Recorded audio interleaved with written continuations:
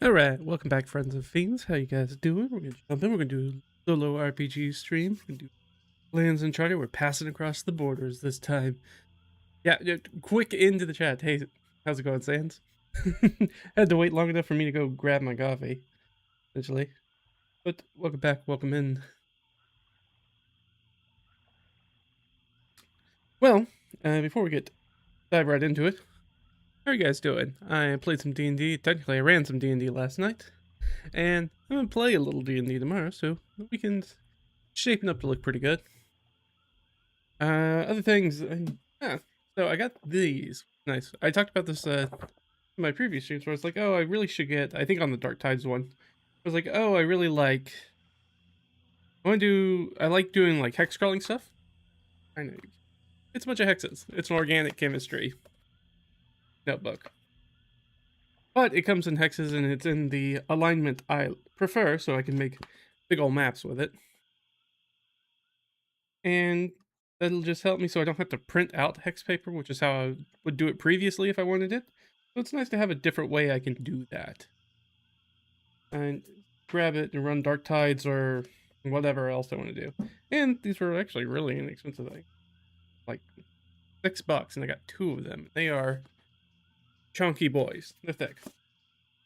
They're nice. I can't wait to use those. They have pretty thin paper, as you might expect, but it's okay. I mean, most of that stuff's going to be like one use, throw it away. There's a little solo hex crawling fun. That's it. All right, let's go ahead and talk a little bit about our session. Jump in. Oh yeah. You're gonna make some coffee. Go do that. Yeah. All right. So I figured now that we're fully into the double digits of the sessions, I think we should probably restate the premise. If anybody's new out there watching and you're jumping in at what is it, session 11, then here's kind of the premise of everything that's going on. A king's ward, that's our main character, comes of age. He's rewarded with title and privilege. He is now a landlita, which is sort of like a baronet. So there's baron, and then there's baronet that's kind of under it, which is kind of a weird middle thing between. He's basically like second from the bottom the stack. There's like lords and ladies, baronet, and so he's kind of right at the bottom as he's been lifted with his title.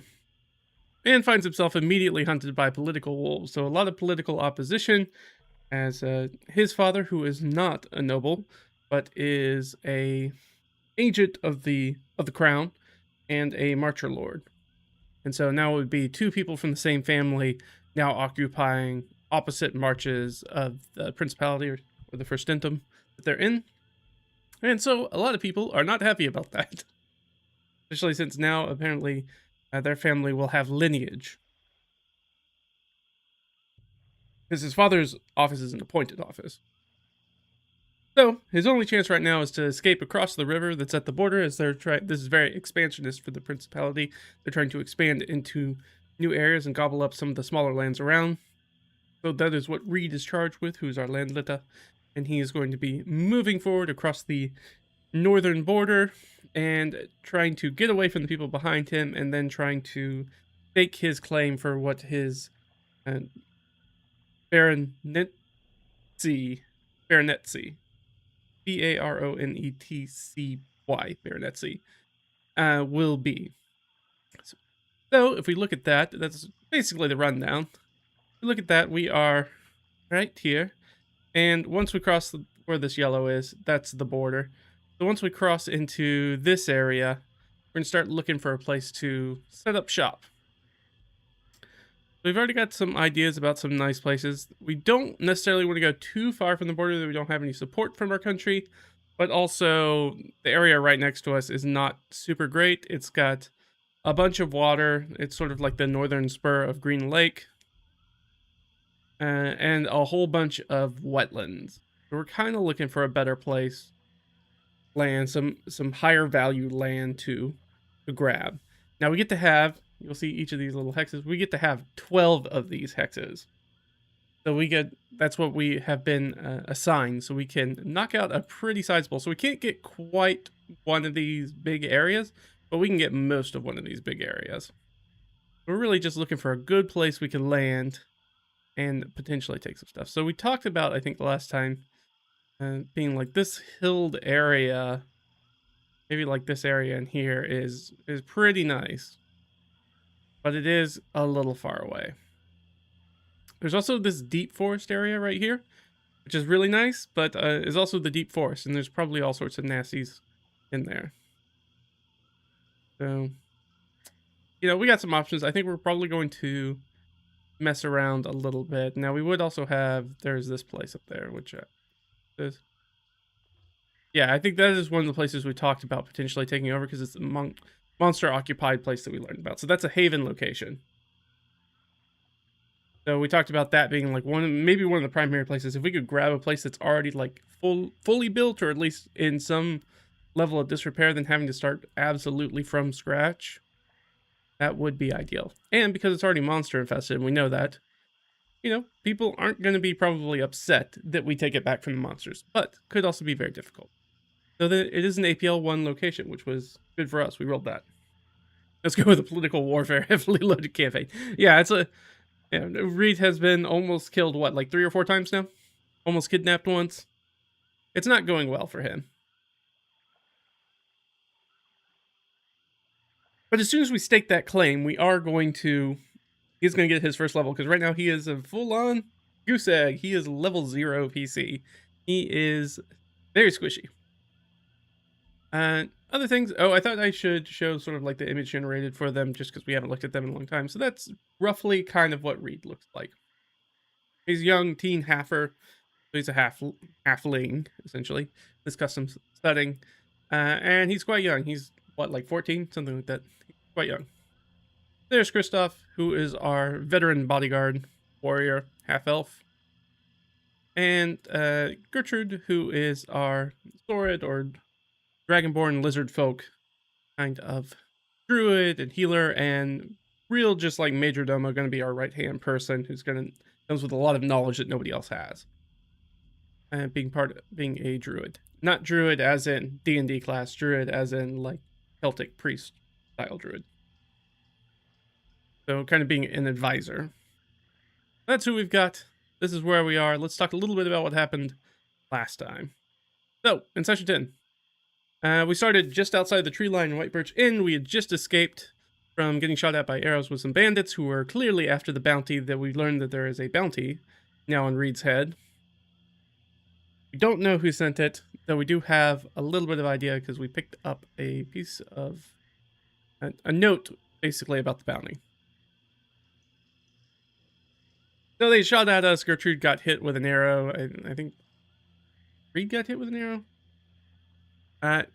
But rather than running away, they decided to lay an ambush for them. And so as the last of those bandits came to check on us, we took them down. Then we rolled them off into the bodies. We took some stuff off of them. We got the bounty broadsheet reward, dead or alive, 20 platinum, so 200 gold for his head. And it's signed FT. We're not sure who that is, but we've kind of deduced that it's probably somebody from one of these areas. Somebody from the fishing village, which would be the lady that oversees that area. The priory where we were at, Ghost Hawk. The Leprechaun Crossing, that would be weird, but never know. Could be from White Birch, but that would have been very quick. Could have been all the way back from the Prince's Castle. Or it could have been like hypothetically from the Rookland Crossing, though again, also unlikely. We're going to build our land in the greatness and defeat other nobles that go against us. I mean, that's the dream. We'll see what happens, though. And we also got a few other things off of them. Gertrude went and recovered all the rest of our gear. Kristoff made a perimeter check and talked a little bit to the Windwalkers. I was forced to play Nightman Morris again. Yeah. And then kind of buried it. And they gave us a lot of good information about stuff that's going on, which was incredibly useful. About different things, because the Windwalkers are a very rover type of people. They are like semi-nomadic or pastoral. So they move around a bunch, so they have a lot of knowledge about things in the area. They were able to give us a lot of intel about stuff that was around. He got the stuff. Reed decided that they tried to pull those bodies together, and then they decided to burn those bounty hunter bodies just to kind of cover their tracks as much as possible. And then they left and they ran off, and they have bedded down on an island in the swamp, which is down to it right here. And that is where we checked overnight. There were no more random encounters, which is good for us. And we are going to be waking up fresh and chipper in session 11. Top. It is Spring Mother 42, 4th week, 2nd day of that week. And it is, I guess, seasonably hot at this time. So, hot. And, oh yeah, it's going to be super cold, super foggy. Since we're on the moors, as it were.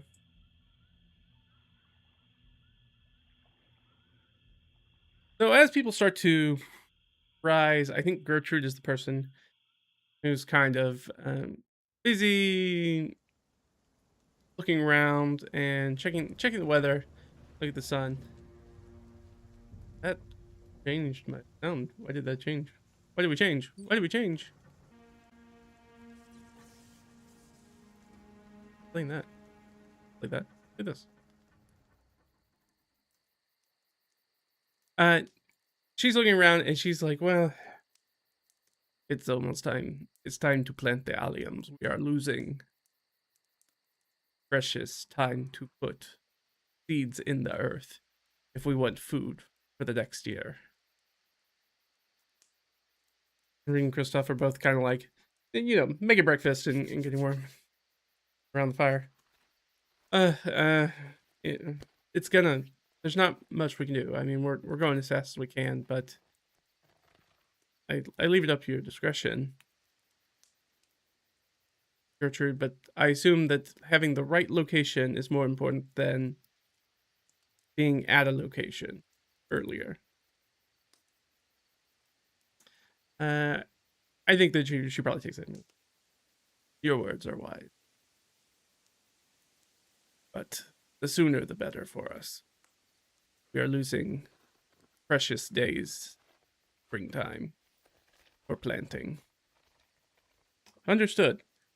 All right. Well, we have some ideas about where to go and kind of what lies ahead of us. Let's get things packed up and start heading that direction. So we didn't do a rations check last time because technically they would have had the ration because they got food from White Birch Inn and we had them have dinner and everything. So we don't need to worry about that aspect. We are going to have to worry about that again go forward. And of course, we're going to get that horn of alarm, silent alarm. That recharge is going to come back. Sorry, I'm just stuff real quick. That was the only thing that's left. I think everybody else is caught up. I think that was the only outstanding thing. But I'll go ahead and go full. Look at that. Even though my fat head is in the no matter where I put it, my fat head will be in the way. Fortunately. So yeah, I think I got everything already.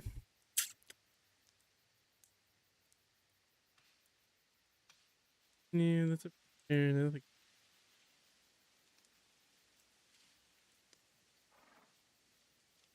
no, she's her divine aid back. Okay, good. So they break camp. And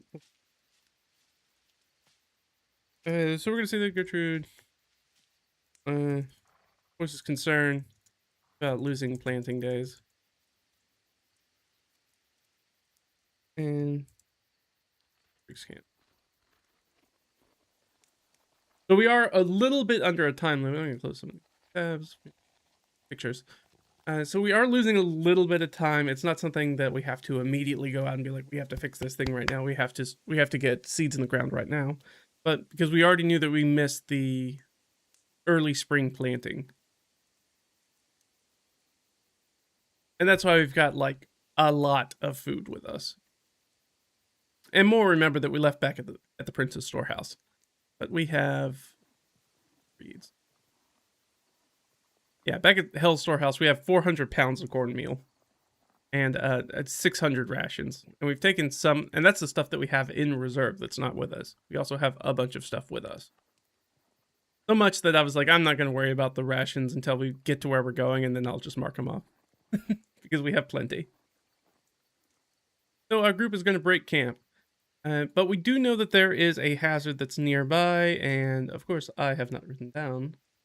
That would be on here. I think this is one of the ones that we got the information from.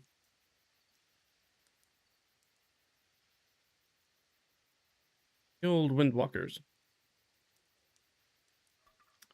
Or, no, this must have been one of the ones that our girl Gertrude found out in the session before. So she learned about a hazard. We have not done anything about it, so let's give him a little survival check. I'm gonna go ahead and give her advantage. As they're discussing, like we talked about last time, I think they do have the discussion, well, if there's already a place that's built that is maybe infested with some monsters, maybe that's a good place for us to go give a look at. And if that seems like something that maybe we could co-opt, if we could drive them out and take it over, that'd be pretty nice. So I think they have that discussion, and I'm gonna give them give her a little survival check. Let's set a DC for that survival check. All right. So that's 5. So that's we started lowering that. So that's base 5 plus another 5. So it's only DC 10. Actually, shouldn't be very difficult for her. Famous last words. Does she give herself guidance? Of course. This is D&D. We're going to use every tool in our toolbox. Why would she not give guidance to herself? All right. +2 plus a natural 20. She's like, yeah, we're actually quite close to it. So you see those trees over there? Don't go in that direction. we're gonna keep heading due northwest and avoid that stuff that's over there. Now, because we rolled natural 20, I'll be like, once we pass through those trees, if we want to, if we hook northeast, we can go around that hazardous area. We could roll right into Markaheimas. And that'll be our last area if we want to. Since you rolled a natural 20, I think she has a good understanding of this explicit area that they are in right now. So let's zoom in a whole bunch. So this would be like the area maybe we're going to go to. So it's pretty much due northwest of us. North. But she has a good idea of like this immediate area that we're in. So she knows, hey, there's a hazard over there. Markaheimas is up there.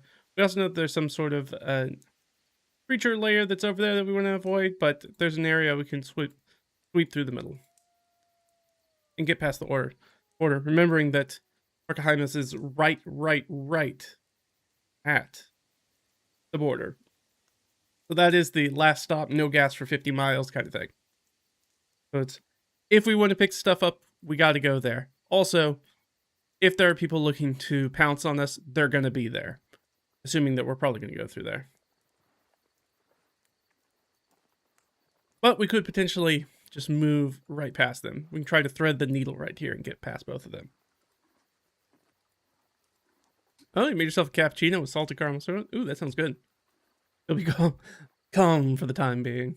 Excellent. All right. So that's going to be the plan. So let's go ahead. If you are new to me doing this, and now we're getting into full hex crawl territory.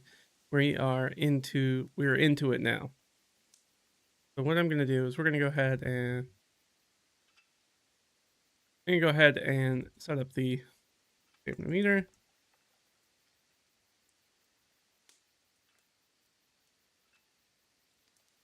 Oh, goodness. Oops, not that. And down here, we're going to have Reed, Christoph, though many of them may have the same. So for this, I'm going to take 10 on their Constitution saving, if you haven't watched before. So, we're looking at Reed. Reed has a +2 to his con. And, of course, has no save, so that will be a 12 for Reed. Christoph has a +1 and nothing else. Gertrude has a +2 and nothing else. Okay, so Reed and Gertrude are actually on 12. But Christoph is on 11. So why am I doing this? Every time that we move forward through this, we're going to roll a d4. That d4, rather than measuring, like a lot of people do hex crawling, where when we go through these hexes, they just measure that as how many hours pass. And roughly each one of these hexes equals about an hour. But I like to do it more, just focus a little bit more on the energy it takes to do things as you go through them. So each time that we go through a hex, we'll roll a d4. And once that running total meets this 11 and 12, those characters have to start making active Constitution saving throws against whatever this target number is going to be. If they fail that DC, they gain a level of exhaustion. We're going to use the 2014 D&D 5e exhaustion rules, so they will have disadvantage on ability. If they get a second one, then they become slowed. Their speed is halved, which means even getting around is even more difficulty. If they get another, they get disadvantage on attacks and saves, and then it's half HP, and then it's speed 0, and then you just die. But the idea is that usually after people start getting one level of exhaustion, and you heal one level of exhaustion when you take a long rest, is that they're probably going to camp for the day at that point. Unless maybe it's only one person, like if only Christoph fails, then they might try to push it one more, hoping that he will make that like DC 11 or 12 saving throw and won't have 2 levels of exhaustion. So that is how this works. So we're going to press on. We know directly where we're going. We're going to go ahead and put like a little natural 20 for Gertrude's Wilderness Survival.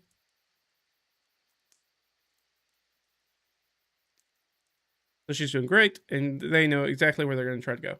So there's nothing they really need from Markaheimas. So I think the consensus is going to be let's not go there because that's going to be dangerous. And sure, we could maybe get some information about who's behind the broadsheets and maybe what threats are there. But I think at this point, it's probably safer to stay away from people at this point, especially until we get across the border. Then people we meet are probably less likely to know about the situation or who Reed is or care that much about it. Until they find out that Reed's probably here to like become their new lord by crook or by hook, and that's gonna be what it is. That'll just be an interesting thing that happens for us later as we try to do just a tiny bit of imperialism, just a little bit of imperialism. It's not even that much. Relax. That is the plan. Reed's a city mouse. He can't be in the forest safely. He will die because he's too stupid to survive. Good thing we have a monkey and a lizard to help him. Yeah, and Christoph is quite good, as is Gertrude, at doing that kind of stuff. Like, he's trained in survival as well. So yeah, he has people that help keep him alive. Certainly until he gets his first level. Then we'll see. So it does seem like how things are going that we might go the bard route, we might go sorcerer, we'll see. We got a nice high charisma, but it'd also be fun to do cleric, but I think it probably makes more sense.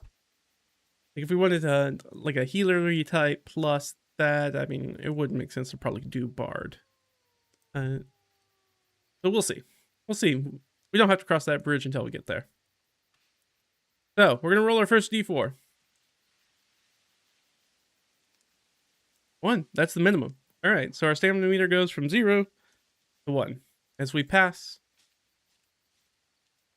into this forested area. Let's go ahead and get.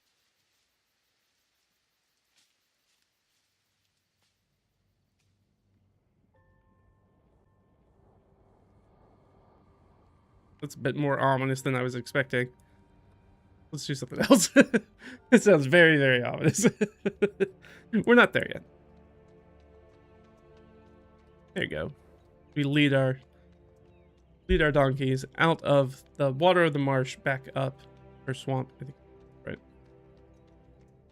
Yeah, swamp back into this heavy boreal taiga kind of tree cover. Nothing but pines, jack pines and spruce and stuff like that. Probably a little bit of tamarack around us as we're heading north. So, what are we going to do? We're going to say, all right, well, we're going to roll a d20, see if we find a point of interest. 5. Unfortunately, 5 is still not high enough. If we need to roll a 1 through 3. No, I mean White Birch is here. No, that means that we are going to find a point of interest. We are going to find a point. Nice. I forgot because we have White Birch Inn. We're still technically within White Birch's area. We're going to find some sort of point of interest. What kind of point of interest? Yeah, Imperial. Yeah, we're the British Empire. Yeah, we're doing expansionism for sure. The prince is trying to expand his country, especially against now that he has more threats that are to the north of his country. He's trying to tie up some of this loose end land that's in between his land and potential enemy factions. All right, so a D20. What are we gonna find? I should have opened this. I did not open this document. One moment. Let's look at my smiling face. And let me pull this up real quick. Of course, the time that I don't open the hex stocking thing is immediately when I need it. Ain't that the way? All right. So this could be. All right. Throw it over to the workspace real quick. There we go. All right. So we rolled an 18. So a landmark, landform, or wonder. We're gonna give it a little waterfall stamp. Let's go down to 15 landmarks. All right. So we got. Let's go ahead and put our text down here. I want the stamp tool. This is hextml.playist.net. If you guys want to use this, it's a fun web app that you can save locally and make hex maps on, and it's free. So give it a check out if you haven't. And if you like it, give them a little donation on Patreon. Right up. Oh, you can't see that. There's a Patreon button at the top, so give them a little donation for this very fun tool. All right.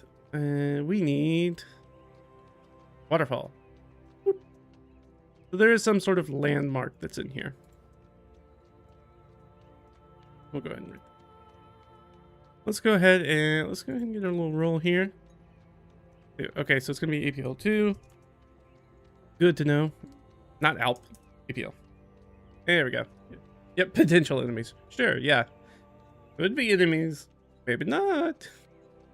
But probably. Certainly being aggressive with their expansion. So we're trying to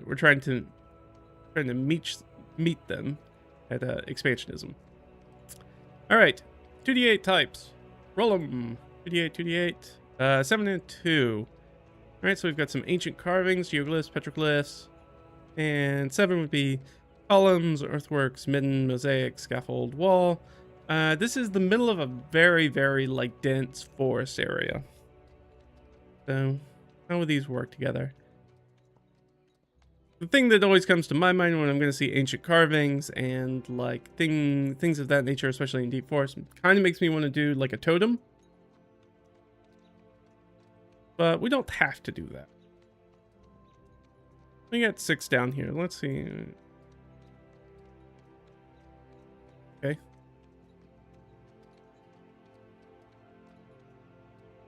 Ooh, I like that. Okay. So it's going to be like this ancient carved wall. How tall is this thing? Sorry. I'm only showing you a little bit of what I'm doing. Let's look at the whole meal deal. So how tall is this thing? I think we're going to go like a D4 sounds right. Yeah, D4 times 5. Okay, so it's like this 5 foot. So it's like a chest high wall. That's got all these ancient carvings all over it. And looks like it was maybe this was the ancient border of the lands before the principality.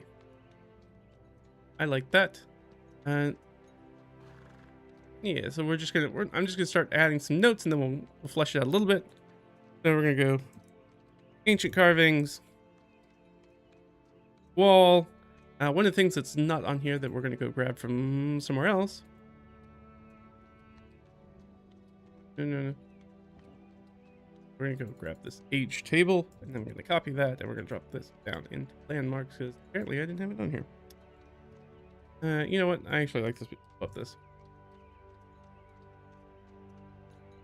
All right, so 1d6 for the age. How old is this thing? Ancient. Nice. Fantastic.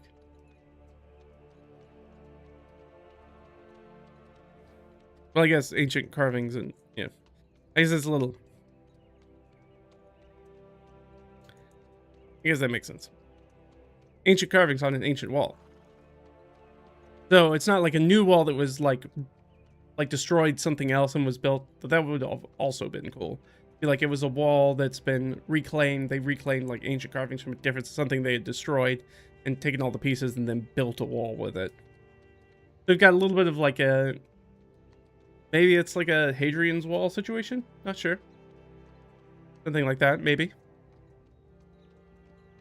Could be, yeah, could be a magical ritual done some time ago, or like some sort of warning, or maybe it's a like a long-standing like bivouac wall, or just some sort of marker.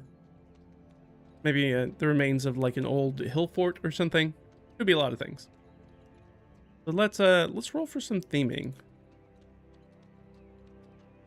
I like it. 216.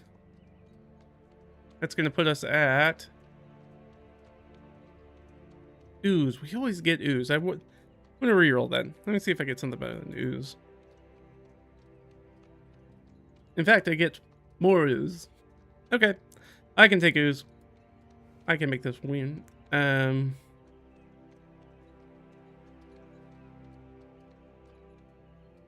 remember, ooze is just the theming for it, so something ooze related. Which I think I've got that. I think I've got the ooze theme for that. Ooze. That extra. Oh, ooze theme. All right. Anything else we need from this?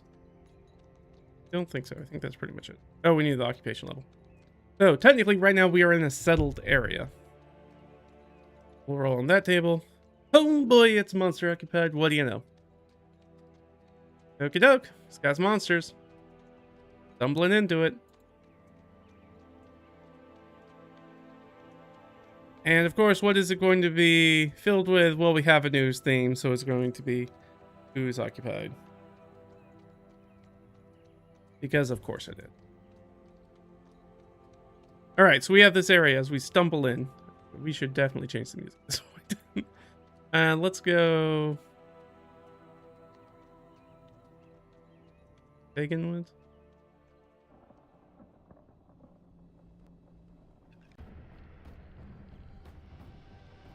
Yeah, I like that. I think that feels suitable. Check out Tabletop Audio if you haven't before. Very fun. None of this is sponsored then. Telling you cool things that I use. You might want to use. Alright. We stumble upon this ruined wall that's there. And it's got all these ancient carvings on it. So question, can we, as we're approaching this, I think this will be, I think this is maybe just going to be just a basic intelligence check. You know what, I'll give it a history check.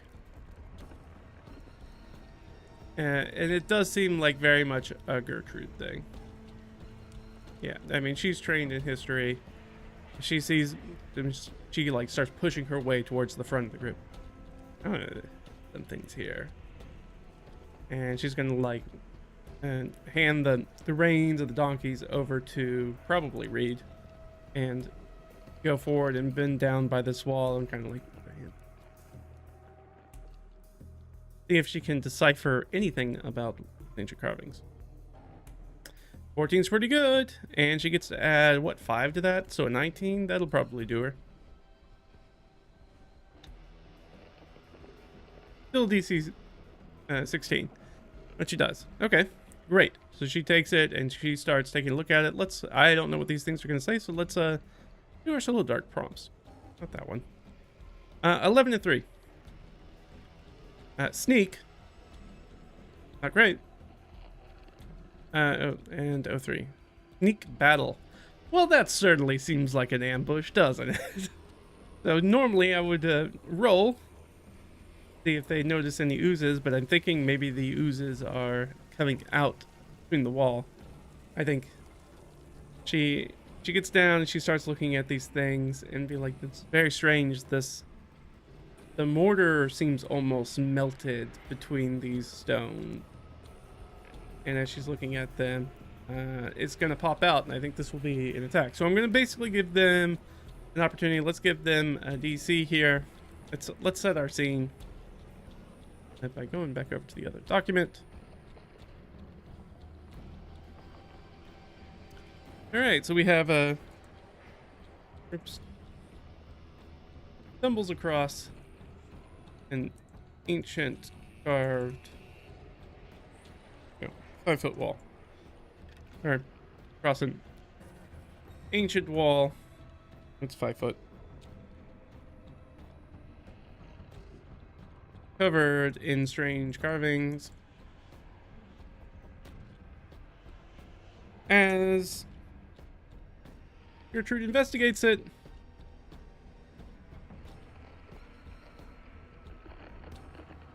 oozes are just going to pour out of the dry mortar. Faces towards them. Yeah, mimic type wall, yeah. I'm not sure it's the wall. I think they may just be pressing through it, but it could be a mimic, because mimics typically aren't oozes, though there are oozes that pretend to be other things. All right, well that sounds like we're gonna need some bad guys. Let's go Kobold Fight Club. We're gonna go to our settings. We're gonna make sure that we use our 2014, and we have 3 players. Technically, not all of them are first level, but we will use that basis. We're gonna go over here to filters. We're gonna grab our creature type, and we're gonna throw it down here to ooze. Let's get US. All right, so 2 of those would be a gray ooze. Seems like reasonable to be like, oh well, that would seem weird. That would maybe look weird in a wall, like hard to detect. So gray ooze sounds right to me.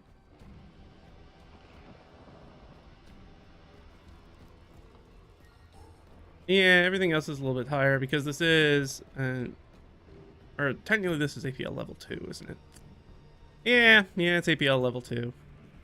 Well, gosh darn it. That means that we gotta bump this level up from level 1 to level 2. I know you can't see it because my fat head's in the way. Go to workspace. There we go. So it's for average party level 2, so this is definitely higher than our level, which means that we can have either 1 or 2. So I'm gonna roll a die. I'm gonna roll a d20. And if we roll low, low's bad for us. Low's gonna be 2 monsters. That's counterintuitive. Low's gonna be bad, so we'll get 2 monsters. If we roll high, there's only 1 ooze, which would be much more palatable for us. Hey, I rolled a 14. All right, so it's gonna be 1 ooze. So now I'm gonna give, what is this guy's? Let's get his 5e tools. Go. Give me a ooze. Let's get our gray ooze up. Is it supposed to be slime from D&D or just an entirely different thing? No, gray ooze is its own D&D thing. Yep, they get to be their own thing. Because they're going to have the thing amorphous form, where it's like just moving between the rocks and around it, the stones in the wall. And it's corrosive form, so even as it starts coming in, as it starts moving through the rocks, there's the popping and hissing and of its acidic nature as it goes against probably what's in here, probably like limestone, the calcium carbonate. As it bubbles and hisses, the wall does, as this thing moves through it towards Gertrude. And I'm gonna give everybody's got their PP, their passive perception. So this thing's going to make an active stealth check against it. I'm gonna give it advantage because it looks so much like this thing. And it only has a +2 to stealth. So if we beat any of these people's passive perception, they're gonna be surprised in this first round, which is not good. Come on, low numbers. Wow. Okay. Well, nobody's gonna be surprised. I'll go ahead and show you. Because I rolled 2 3s. So that's gonna work out pretty well for us, all things considered. You know what? Because of the nature of this, I've got things set up. Let's reassign some stuff here. Just to make it a little bit easier for us all to read, I'm gonna put this up here, and then I'm gonna put go here. That's gonna go there. And then this guy's gonna go there. Let's see if that works better. Let's try. That's a little bit. It's harder to read chat, but we can at least see the dice rolls, and we can zoom in a little bit on this guy. Yeah, there we go. You guys can see a little bit of the ooze. Or you can pull it up on your own if you want. All right, so they get a 5. Well, I know nobody's past perception is a 5, so they're all gonna see it as they see this thing bubbling and hissing as it pops and comes through. So let's roll some initiative. So as usual, when I do this, I roll. Our bad guys just take 10 on initiative. It's a thing I've started doing as a dungeon master. Man, it makes life a lot easier when you only have to worry about the initiatives of the players and you just kind of stick your monster in the middle of them. It has initiative -2, so it's going to go with an 8.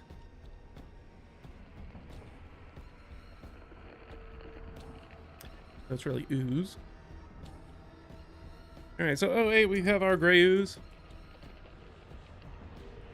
And what's their AC and hit points? They got 9 and 22. Ooh, they got quite a few hit points. That's not good for us. 08 and 22 HP.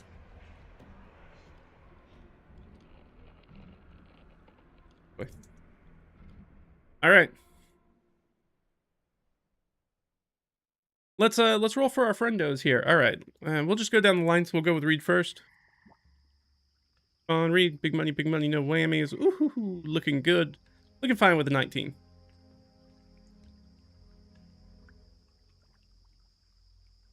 Christoph is going to get 17.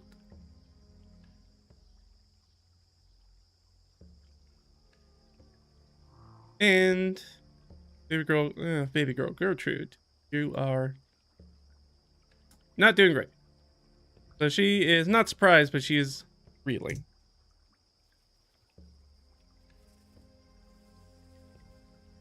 All right. Well, Reed's gonna get to go first. He's gonna be like, "Watch out, Gertrude!" And then, oh, we just gave him. He just picked up that light crossbow. So he slams that thing down on the ground and throws his foot in the stirrup and pulls the thing back and loads it, and he's gonna take a shot right into this thing as he backs away from it, obviously. So he's gonna take a shot. Hey, it ain't pretty, but the thing's only got an 8 AC. So that will be a strike as he shoots a crossbow bolt into it for 5 damage. And I guess I could just do it this way. Which takes us down to 17. So it goes down to 17. I don't think they have any resistance acid cold fire. Yeah. Non-magical ammunition is destroyed immediately after hitting the ooze and dealing any damage. A non-magical weapon takes cumulative -1 to attack rolls. So they watch this thing fire an arrow into it, and that arrow goes tss, hiss and fall off.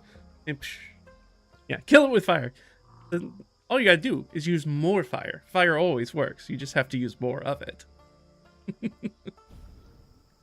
So that's good, and they see that. Yeah, I'm gonna let Reed make an intelligence check. Oh, natural 20. Oh, don't hit it with your weapons. Stay away from it. It's eating things. It's acidic. As he continues to back away and tries to reload his crossbow again. Also moving the mules away with him.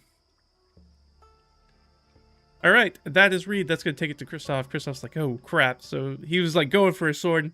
Then here's Reed and goes, oh, shit. Unslings his bow and draws back and is going to take a shot. See, this is weird because I don't think... Because Christoph is technically a veteran stat block, right?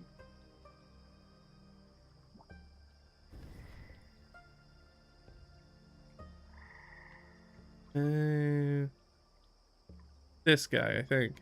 No, he's not that guy. That guy's CR3. Because technically, because he only had the longsword, he gets 2 attacks with the longsword, but only 1 with the short bow. I'm gonna let that be for now because I don't think he had had the short bow before? Maybe did, but it's weird for a stat block to have multi-attack and not give it to multiple things. I think that's a me screw up thing. You know what? That does sound right. So, because I'm trying to think of any stat block where they don't get to do multi-attack if they're using weapons with any type of weapon. I think so. So I think he gets another shot because he certainly missed with that first one. And what's good with our rolls are too good to be true until we try to shoot something. Yeah. Oh no, that's gonna hit. 5 + 3 is 8, which is the thing's AC. And so he does get a shot off, and it goes into it. Ooh, and does 7 points of damage to it as well. Another arrow hisses into this thing, and it's gonna go down to 10 hit points before it even has a go. But its go is now, and it's going to immediately fly at Gertrude, who's right next to it, as it kind of comes out of the wall and hits her with a little pseudopod slap. Their thing. Pseudopod +3 to attack. Here we go. Oh no, Gertrude, not Gertrude, not a natural 20 on Gertrude. Oh no, Gertrude is for sure going down. Is that 2d8 +1 damage becomes 48 +1, and she has. Let's wait for. Let me carry the 2, and she has 11 hit points. Not gonna be good for her. All right. Here's the thing: is that we can do just 22 points of damage. If we do 22 points of damage, Richard just dies. Yeah, and I said that Kristoff moved back. Kristoff moved back, so he can't use his interception thing to try to at least do anything. I'm trying to think, do I have any shenanigans? I don't think I have any shenanigans. Yeah.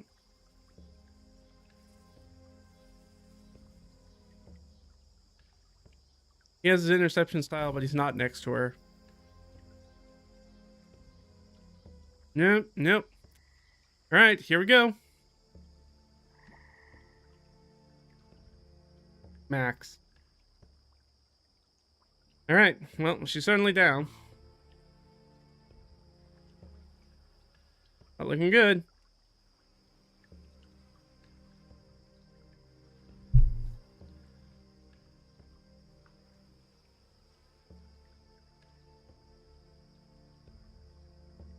That is 21 points of damage. If we had gotten 22 points of damage, that would be permadeath. Because that is her max HP again. But we missed it by 1 hit point because it only has a +1 to this attack.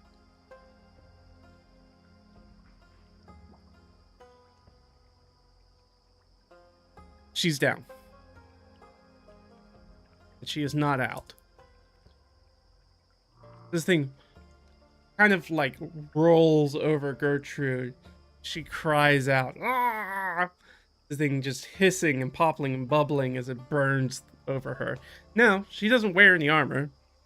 All her armor is natural armor, so we don't have to worry about the thing where it destroys her armor.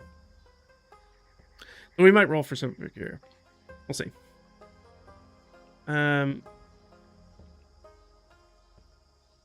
All right, well, that is that. That went very poorly, very quickly. Hey, guess whose turn it is?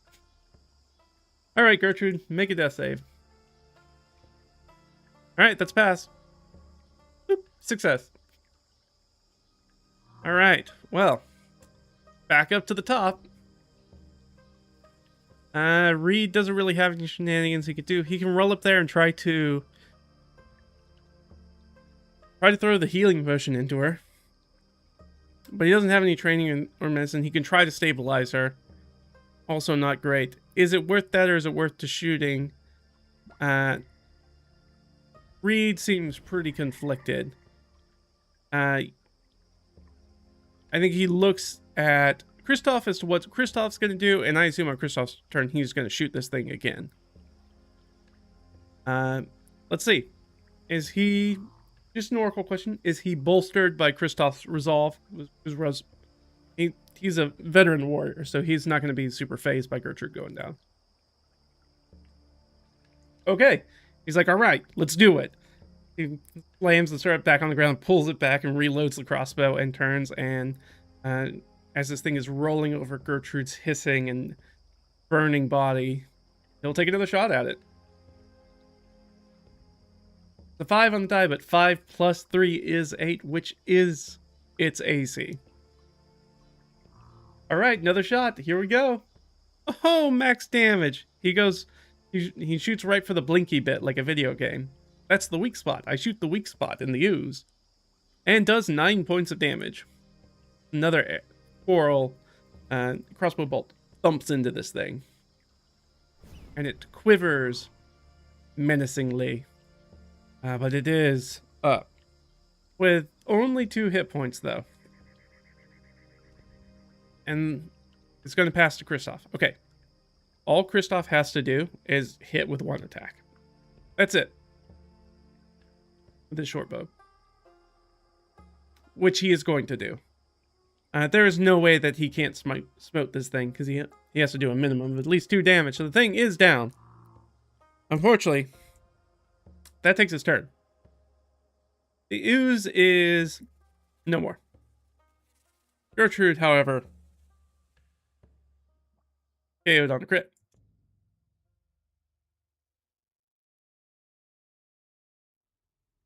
And we'll have to make another death saving throw. Which she will fail. Go over to Gertrude. She has 1 pass. She has 1 fail. Time passes, comes back up to Reed at the top. He kind of, kind of wide eyes, like looking at Kristoff and be like, what do I do? And you know what? I think he's like, well, just try to stabilize her. So he's going to run over and try to stabilize her, which is a DC 10 Wisdom Medicine check. Which he will pass. Alright, so Gertrude is stabilized, but she is unconscious. And remember, she is basically our only healer, so we don't have any other way other than pouring a healing potion down her throat. Which is such a finite resource that we have. I don't think they're going to do that. I think at this point they're like, we're going to take the rest. We're going to take the short rest. Which they don't really need, but it takes an hour for that to happen. So another hour is going to swing by. So I'm going to roll thing, then give them disadvantage. So it didn't matter anyways. So 2.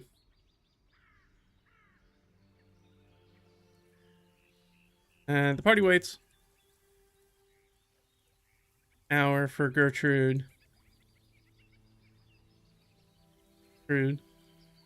Come back to consciousness. With 1 HP.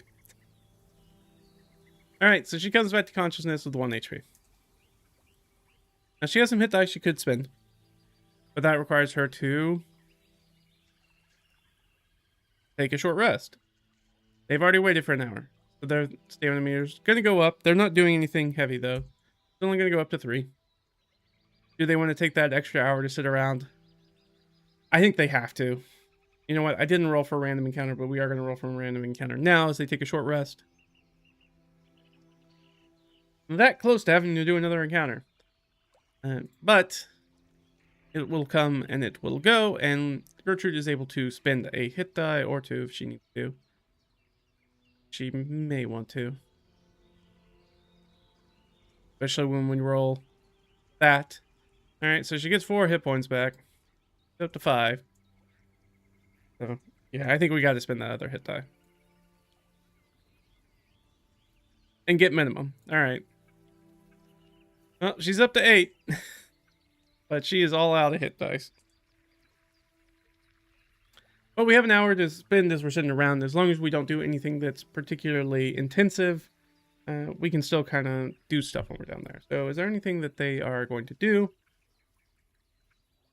Yeah, it's a great start to the campaign. Way to go, guys. Great start to the session. Really, really kick it off with a blast. And take another hour rest. So during that time, Gertrude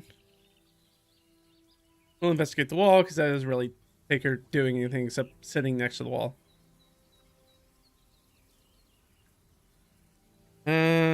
lead needs to do something. I think that Kristoff's going to go kind of like on a little scouting run. He's got an hour. He's not hurt. He'll just do a little walk around, see if there's anything to find. So let's take a look. In a book. Reading Rainbow. And this, go away. Go away. Alright, so we're in this area, so which direction is he going to go? I think they would be more likely to go towards Markaheimer's and try to take an idea of maybe like what's going on over there. So maybe he'll take a little walk towards like the outskirts of Markaheimer's and just kind of give it a look-see. I don't think there's any chance of him being lost. He's trained in survival. He knows that this area, based off of Gertrude's previous Nat 20, that it's directly northeast of them. No chance of him really getting lost. He's very familiar with the woods. So he slides like a ghost because that's what he gets. Where he gets the wood elf hide in natural light obscurement thing. Where he can just he becomes a ghost in the forest. And light steps his way through, very Mirkwood elf style. And I think I could do a perception check or investigation check or something like that, but I think this is more of a vibe check, which to me feels a little bit more like an insight check. So I'm going to have him do an insight check. Let's get a DC here. All right, 16. He tries to get a read on this situation. He does not get a particularly good read on it with a 10. He goes there. He's like, I didn't want to get too close, and he's going to come back.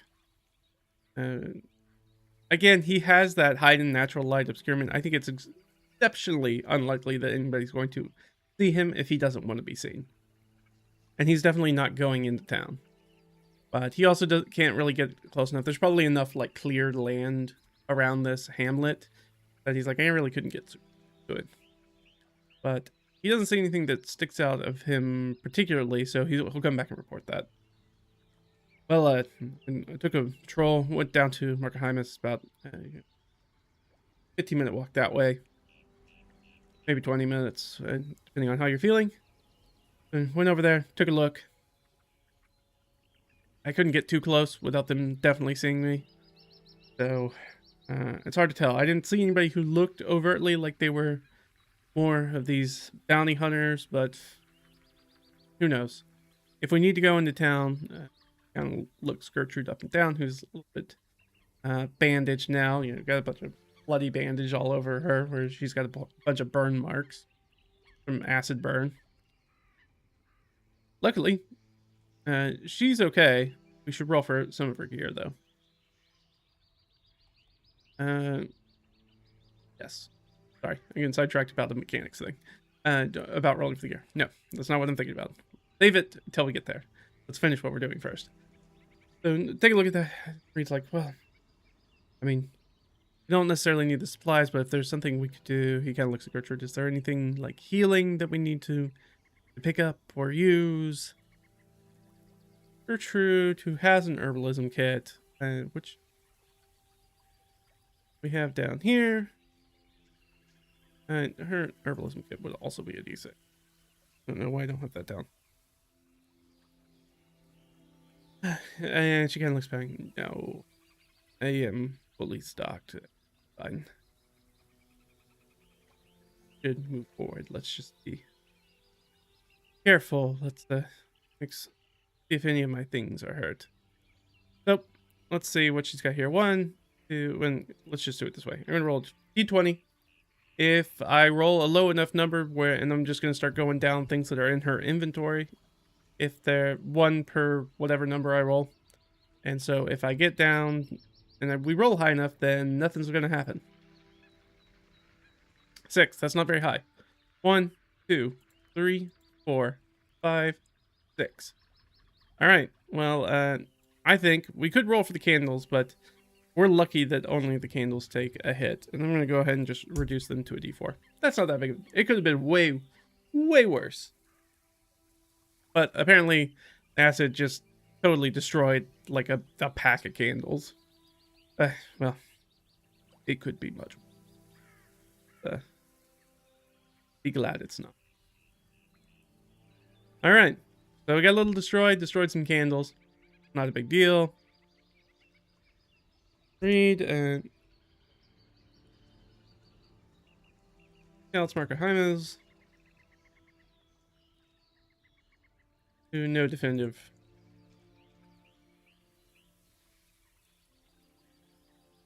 answer about what's going on there, and that is not the right person.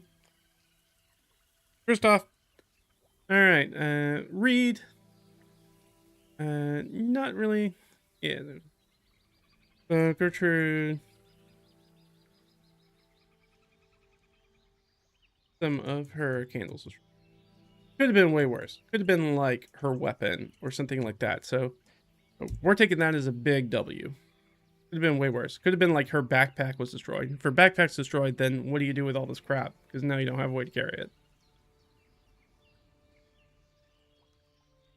What's Reed doing during this time? I don't think I have a good idea for what Reed's doing because he doesn't have a ton of stuff that he can do.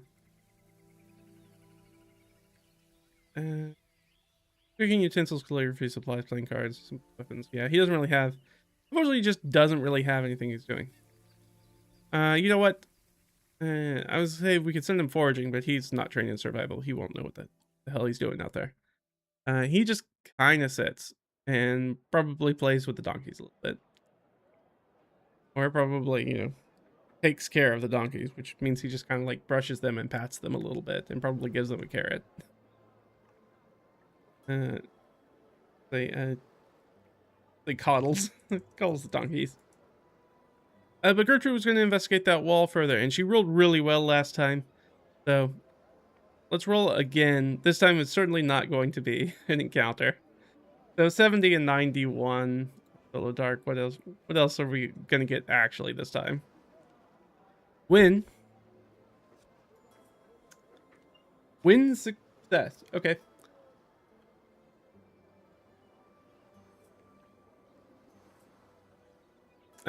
I think I'm going to interpret that this is about like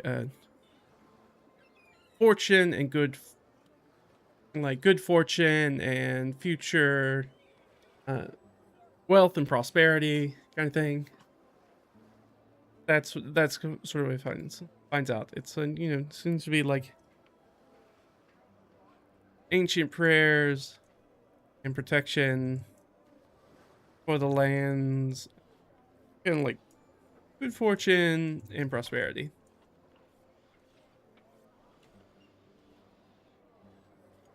Yes. And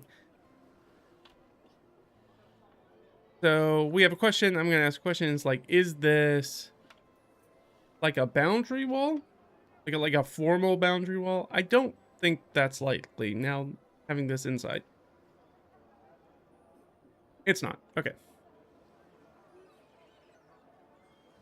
So I think this is more likely an old like corral or bivouac. If I can spell bivouac. I can never spell bivouac. There we go. Corral. Bivouac or homestead wall. Like it's a low wall. Like it's obviously not like a super defensive wall. It's more of just like a little boundary thing. Yeah. Reed's being a cute little mouse, just taking care of the animals. Like I don't know what to do, so I guess I'll just do this. All right, so that's what they do. Is another hour passes. Yeah, let's go ahead and give them another. They did sit here for an hour. Okay, so they're gonna take another 2. Stamina meter. Everybody's still looking fine though. And I was surprised that we even found the point of interest. That's cool. Go ahead and do our secret notes real quick.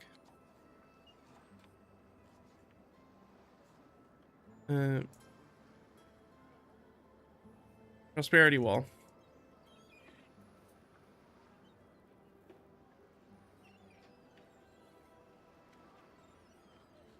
Ancient carvings. And let's say carvings. good fortune, blessings, and prosperity. Ancient, prime ordered. And I'll go ahead and put 12 just high wall. Ooze occupied. Defeated. We defeated the ooze that was in there. So we don't have to worry about that ooze anymore, which is nice. Now, are there other oozes that might show up there? Could be. But we don't have to worry about that right now, because we are not stopping here. We're going to keep on trucking. Oh, yeah. All right, so we're going to move up here into our next hex, so we move down into the swamp. Question we're just going to ask, is swamp deep enough that they need to use the boat? I don't know, 50-50. No. All right, so this is definitely an area they can still walk through. But as they start walking, they can definitely on the left side see what looks like part of Green Lake. Hard to tell. We don't know what's right here, but this is all Green Lake still. The northern spur, and we know that there's more of it around us. So we know that we're in this sort of like swampy, marshy area that's very close. That's like the overflow of Green Lake. We're definitely in this area as we pass through the area. All right, well, let's roll it. Are we going to have some sort of encounter? No. We find a point of interest. No. Doesn't mean there's not a point of interest here. It's just we're not spending the time to search for it, and we didn't stumble across it. This one we just happened to stumble across. And there might be something here, but if it is, we don't know what it is. So we're going to take another D4. All right, so our thing will go up to 3 by 3 to 8. It makes sense. We're getting kind of like midday, a little bit later into early afternoon. And those people are starting to look a little bit tired because that's what happens. Because we did the fight, we had 2 hours of kind of sitting around or doing stuff or patrolling, etc. And we had an hour of movement, thereabouts, and now another hour of movement. So yeah, I mean, we're like mid-ish day, maybe a little early into the afternoon at that point. But we are going through really rough terrain. So it makes sense that this is feeling already pretty tired as we're going through very, very choked woods. Why are we having all these voices? Oh, right. Yeah, there's something's updated with not the repeat just this one track isn't really working anymore. That's good. But we can use salt marsh. That will work fine. So I'm gonna take some of this. Is there a way to just clear it? Yeah. All right, let's just go marsh.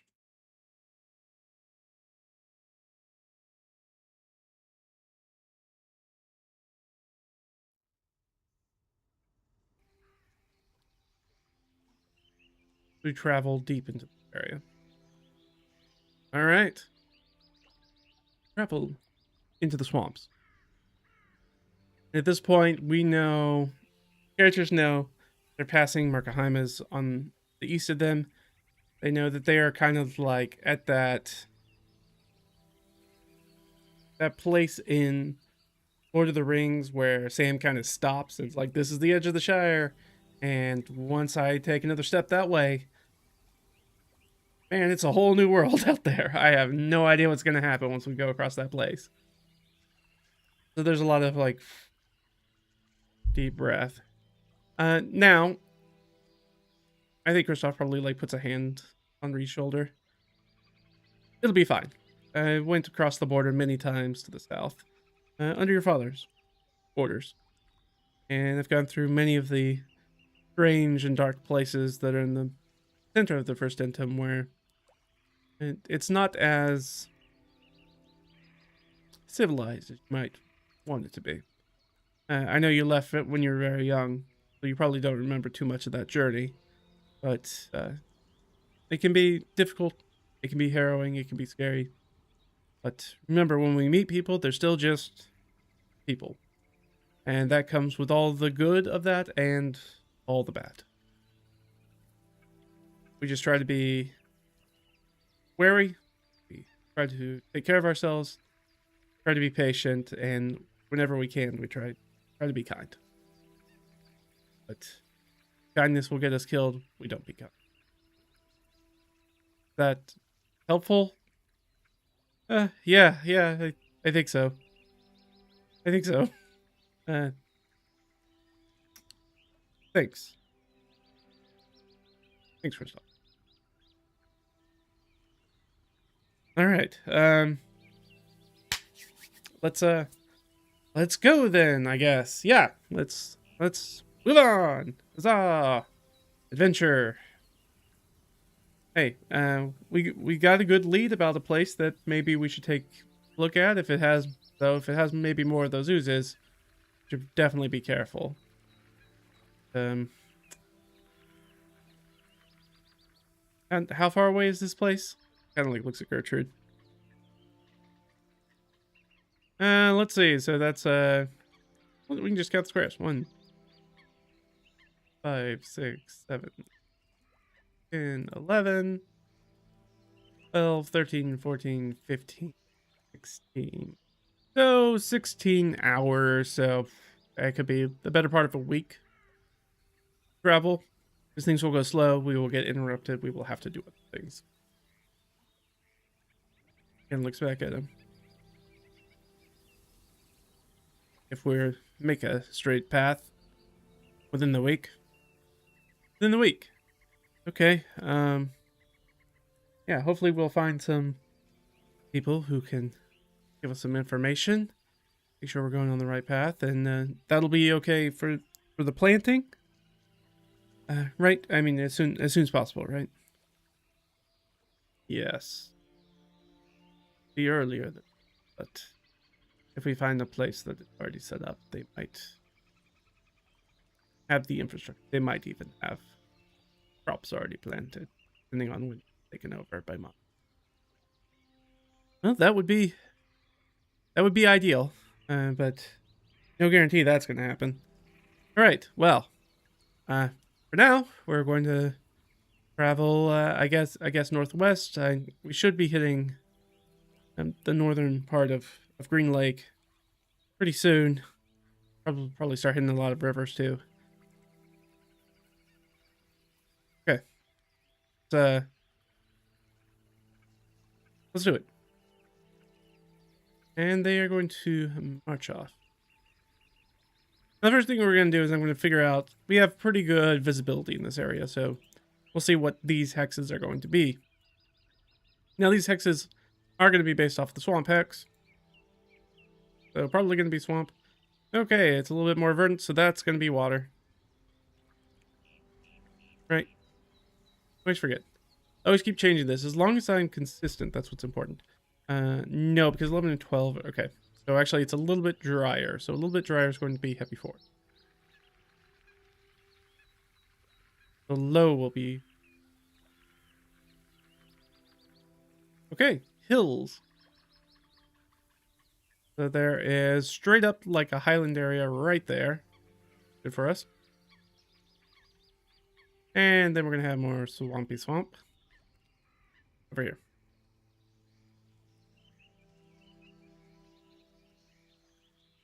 I guess I could double up. I don't know how I feel. And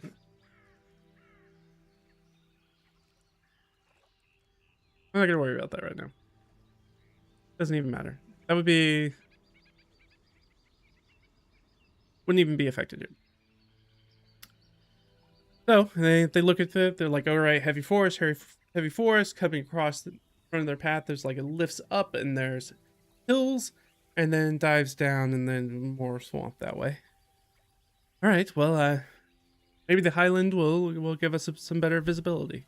Let's maybe head in that direction. Yeah, people are usually bad things. Mostly bad. They're mostly bad. Much rather, it's the... What's more scary to run into in the woods? Is it a bear or a man? The answer is usually a man. The bear probably doesn't care about you. Alright, so we're going to head northwest, which is going to take a little bit more. So we're going to go up to 3. Gonna put us right at the threshold for Kristoff, which doesn't have to roll now, but he's definitely huffing and puffing as they go uphill. Ugh. Which makes sense, because he's the one who's, like, marching in, like, armor. Heavy chainmail, and all the gear, and the sword, and a big shield, heavy shield, on his back. That makes sense that he's kind of huffing and puffing first. Are there encounters we run into? No. A point of interest, perhaps? Certainly not. Right, and so they go all the way up this area. Here. Perfect. I think at that point I'm going to take a quick break. I'm going to refill up my coffee, and we're going to come back, and then we're going to figure out where they go from here. And remembering that the next move that they make, we're definitely going to have to start rolling for Constitution saving throws. So we might only get one more hex in the day. That's how it goes.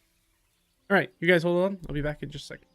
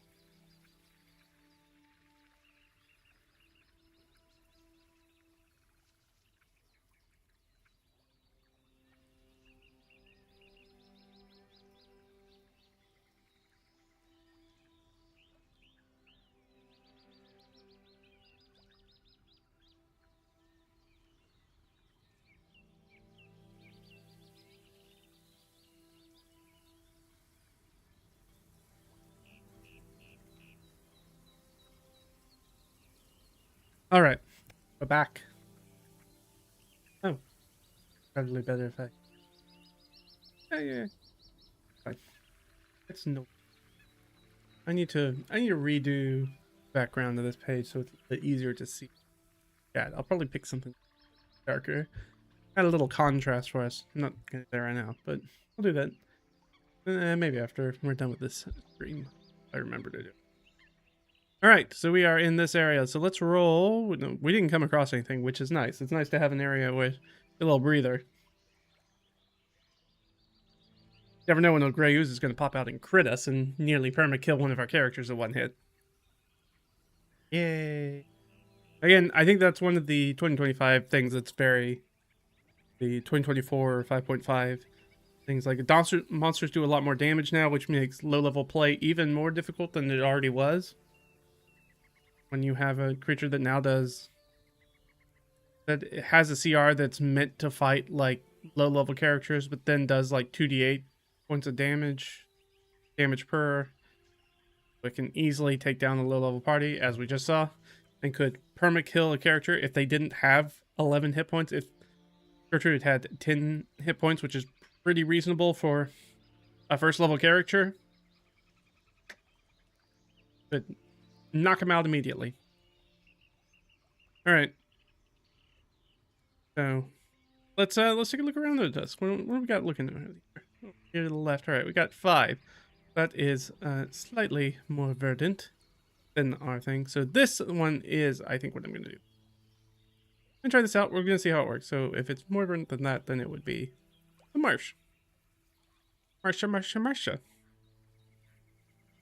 Roll. Same thing here.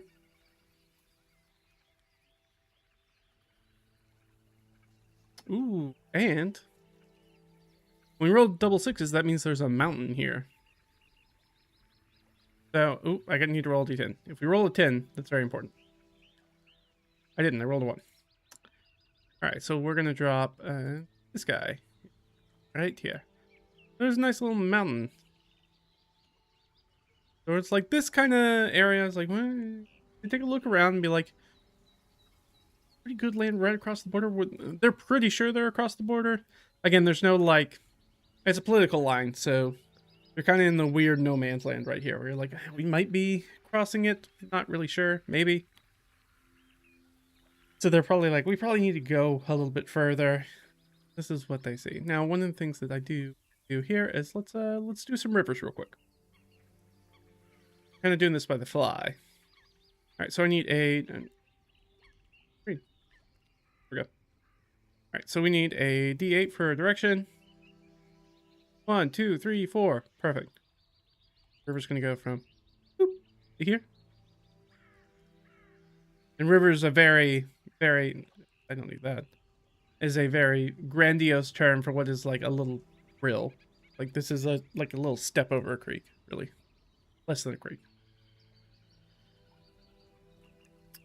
All right, 9. So it's gonna pull slightly to the right. And it will pull to the right again.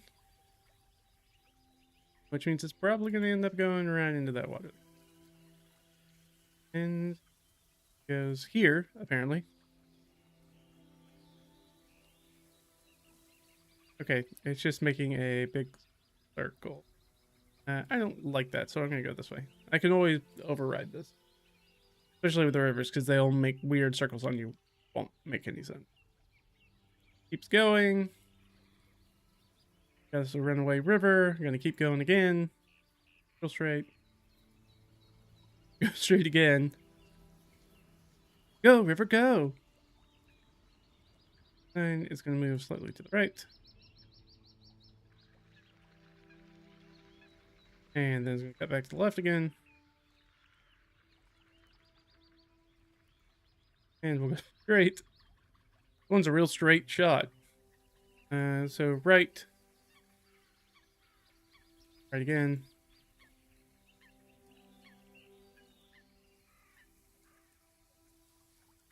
Straight. It's going to do a thing where it cuts very adroitly back.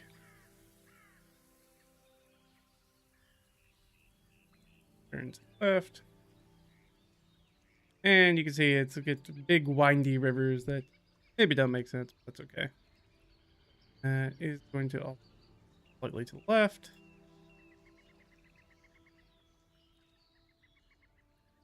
Great. Great.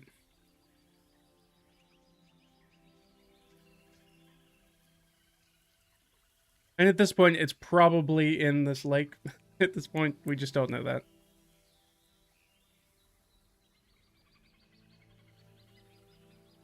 Yeah, this would absolutely turn back around.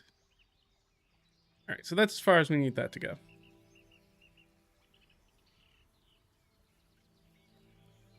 So as you see, this thing goes crazy. Now, there is one thing I very much like HexTML, which is the thing that I use. However, the river tool is not perfect. It can be really temperamental. And then let's see if the one that's on this mountain that we just solved goes anywhere. There's one here. Yeah. Okay, perfect. We go from here to here. Then keep going straight.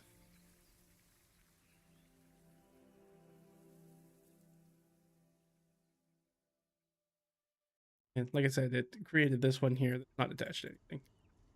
It is temperamental. All right, well, that one was easy. That was easy. All right, so we're in this area. So probably if we searched around for a while, we would find those headwaters, but they're not truly important to us. And because it doesn't cross over where we're going, we don't actually have to worry about crossing it. Not that everything here is pretty much going to be step over. We're not going to have to really like ford it or try to swim across it or anything.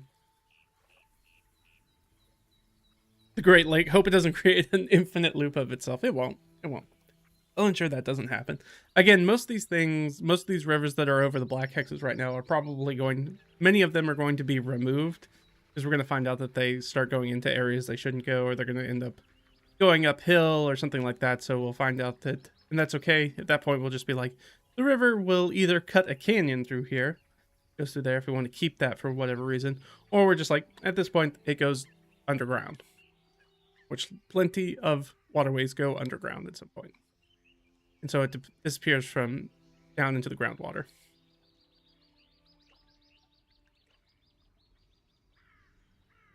Perfect. All right, so we are here. Well, we still got a little bit of juice in the tank, so let's keep going. Where do we want to go? Okay, so we could... It doesn't really matter wherever we go. You know that this place is out here. The religious site that's also occupied. Question, when we learned about that religious site, did we learn... This is just an oracle question. Did we learn what type of religion it was? Yes. Is it folk religion? I think that's extremely likely. Yes. Okay. So I'm just going to make that note.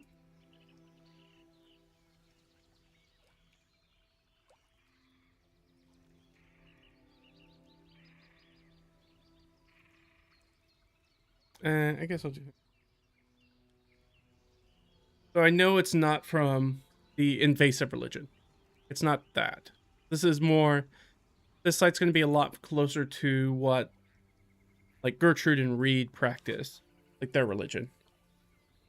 It's kind of a folk religion. The best way that I like to talk about, like, those folk religions is... If we're looking for, like, a popular media example of it, would be, like... the crones in Witcher 3, where they have, like, the spirit that they kind of sacrifice to and they pray to, and that aspect of it, and they do all these weird rituals. But it's like, they're also just like, is a legitimate religion that a lot of people follow that's also in the game. People are like, oh, these people have some weird things they also worship. So this is sort of like people who are practicing diffused religious, more almost shamanism or mysticism, rather than like a unified religious church doctrine.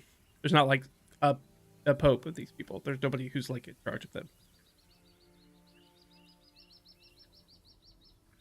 Maybe a ground loop lake or an underground one still. Yeah, could be.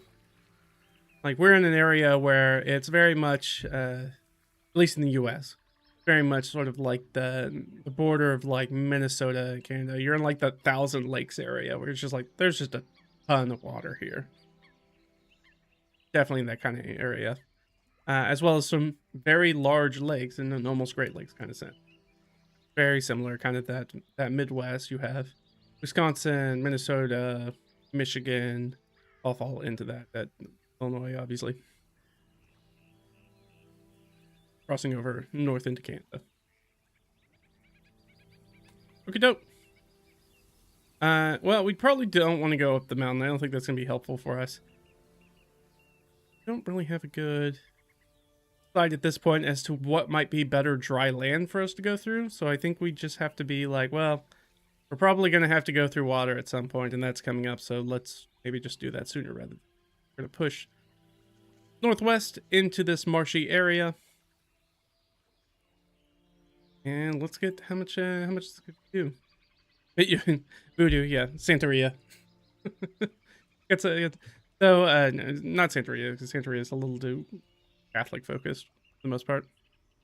And Voodoo can have some weird Christian, very very melting pot there. Right? It has some stuff that crosses over as well, sort of like the Creole culture. All right, so 3 added to the list. All right, so this goes up to 14. So these two guys do not have to make a check right now, but Kristoff does need to make a saving throw. And he will fail. Gonna take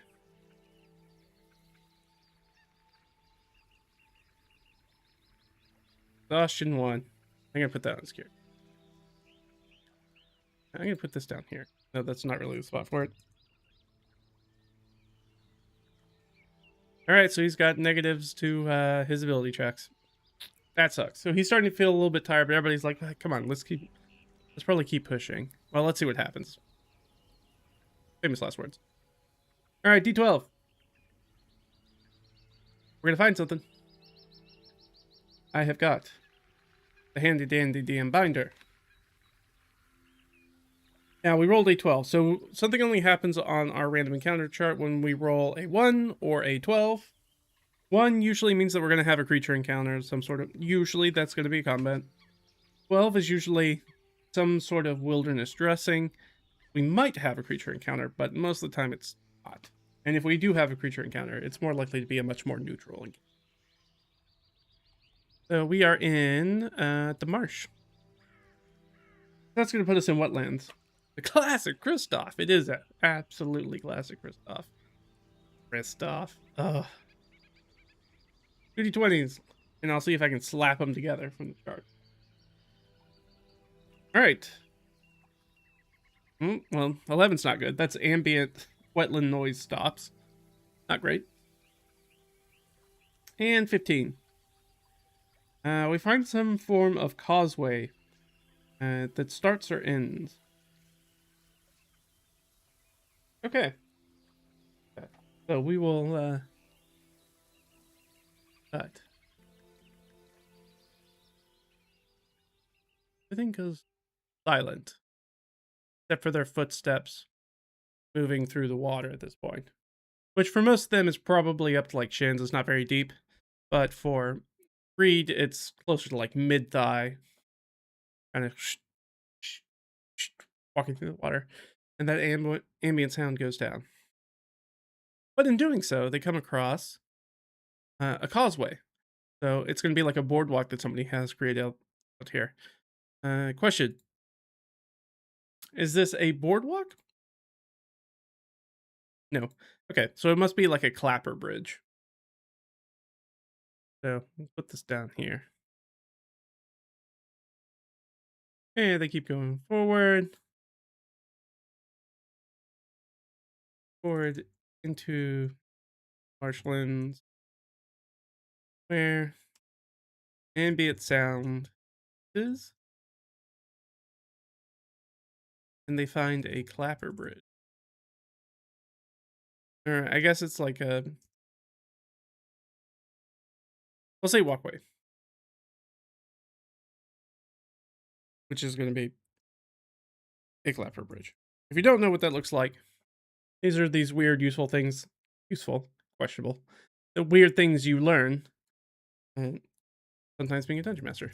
Oh, look up the clapper bridge. Show you what they look like. Quick. They look like this. So it's just kind of like piled stones. That's fun. A bunch of people walking across them. That's what they are. It's basically like somebody made like, imagine Stonehenge, but it's super, super tiny and it's meant for you to walk across the top of it. And now you understand what it looks like. They can be pretty long. They're usually used to span waters, but could also be used for things like, hey, if you need to walk through a wetland and maybe you don't want to get wet all the time, you might have something like that. Very similar to a boardwalk, except made out of stone.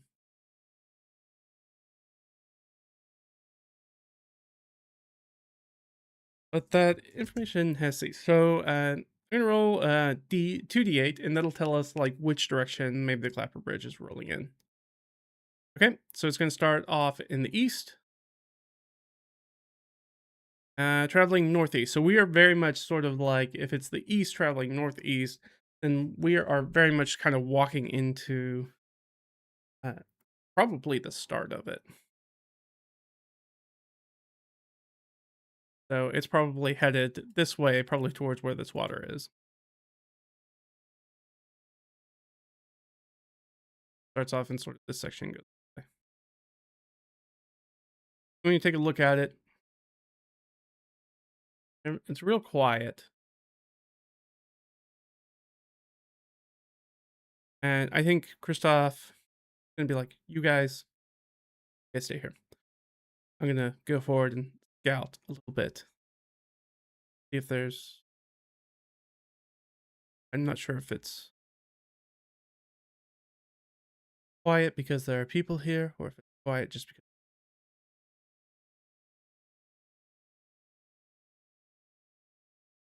Lay low.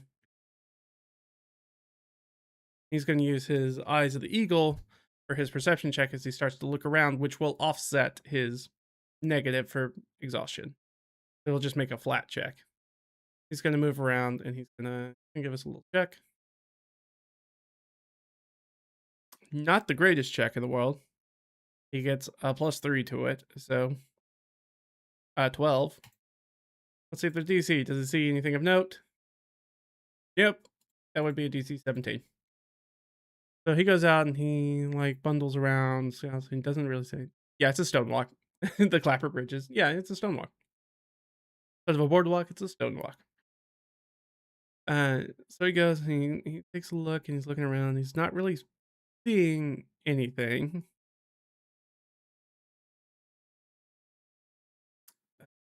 Now, as far as we know, there aren't any the thing that we find. So it's kind of like Reed and Gertrude are sitting there with the donkeys. Right. You think maybe this is a road to like Markaheimas? Okay. Would be a road trade with the down. I mean, I think I'm just gonna like go right over there and stay within sight, just to see if there's a pathway, or maybe this is derelict or old. Try to get an idea. Gertrude like takes the reins of the donkey, nods towards them. They're just kind of like in a little bit of like high reeds, standing there in the grass, trying to be somewhat in cover. And he's gonna get a little bounce over there, and I don't know. I guess that could be insight, that could be survival. He's trained in insight, so I'll give him the insight check. Be like if he can just find. Cause I don't even think this is really much of a check. Okay, so he's gonna find. We'll just ask the question: is there an existing path that's there? No. Okay. Does the Clapper Bridge itself look like it's in disrepair? I don't know if he has a way to be able to determine that. He's not very good. He doesn't have any tool proficiency or anything that would be useful here. So that seems like just a straight up wisdom check. Which he'll do okay at. That'll be a modified 20, which definitely beats our 17, which was the thing. So the question is this sturdy? I think it's highly unlikely then. But what the hell do I know? Apparently it is. He kind of like broadside. He ends up coming back just a little bit before before Kristoff gets back. Right. Well, there's not really a path. There might have been one there long ago, but looks like this is just the remnants of something that used to be here. The bridge looks like it's in really good condition. The walk is the stone walk, so we could use it, but it's headed to the northeast, so I don't know how useful that is to us. But yeah, I don't see any tracks of people or has become any sort of trade route. It seems like it's probably old. And at that time, it's about when Kristoff gets back. I looked up for ahead. Can't really see anything. I don't know if this thing heads off to the northeast. If they share their information about not having a path behind them, like remnants of old, and maybe it has something to do with that wall that we saw earlier. Maybe that's what it's going to. And Gertrude thinks about it for a second. She goes, likely. They're both dry mortar stone constructions. Solid, old.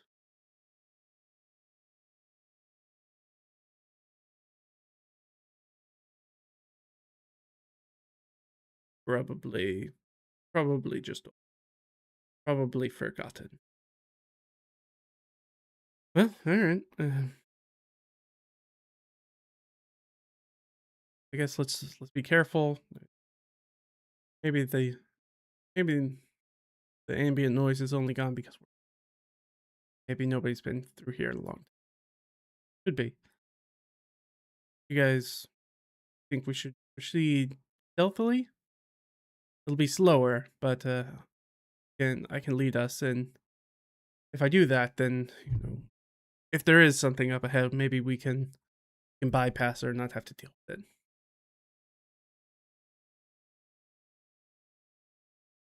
And I think they look at it. I don't know. I don't know what their feelings are. I know that Kristoff probably at this point looks pretty tired, and going even slower. They're probably going to lose some daylight. They're going, hey, sure. Let's see if we can go. See if we can. Kind of looks up at the sky. Let's maybe try to make another league out of it or so. Walk another hour or so, and then see if we can set camp. I think that might take us to the water's edge. They can look to the northeast and see that there is water. It's like I bet if we keep continuing here, we're gonna water as well.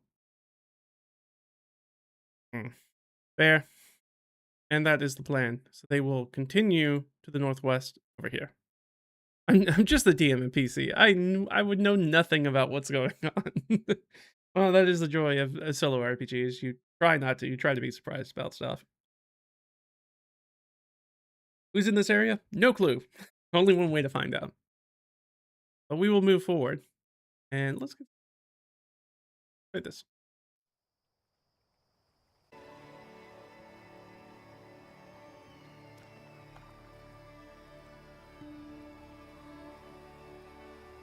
Move further into the northwest as the sun is getting lower now, and they're all going to have to make that check now. Oh, we didn't check for a point of interest. I'm so silly. I got ahead of myself. Is there any point of interest? Probably not. Nope, there sure wasn't. Or at least, if there is one, we didn't find it. We can stumble across it. We're going to move into this next area. We're going stealthily, so I'm going to advantage, which is going to give us another 3 for stamina, which puts us up to 17. And we're definitely going to have to make some saves. Everybody has to make saves now. Kristoff! Out of the way. That's not great. Question. I rolled prematurely. We have aid. Aid. We can cast Bless. Because we haven't come across anything, I think that she would cast Bless. We know it's towards the end of the day. I think she would have cast Blessed at this point. As everybody gets tired. Because Bless will give us a plus 1d4 to the saving throw. Not that it's going to matter for Kristoff. Kristoff rolled too low anyways. But for everybody else. Yeah, he gets 10, 11. Alright. So, unfortunately, he gets exhaustion level 2. For Reed. He's probably going to pick up level 1. He can't even get close to it. And for Gertrude, Gertrude is going to be fine, though. Yeah, Gertrude's fine.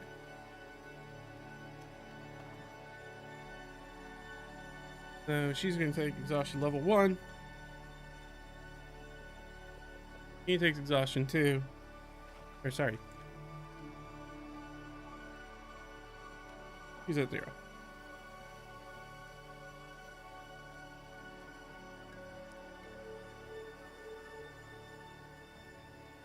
No existing path. Pains. So they theorized related to the ancient wall they came across earlier.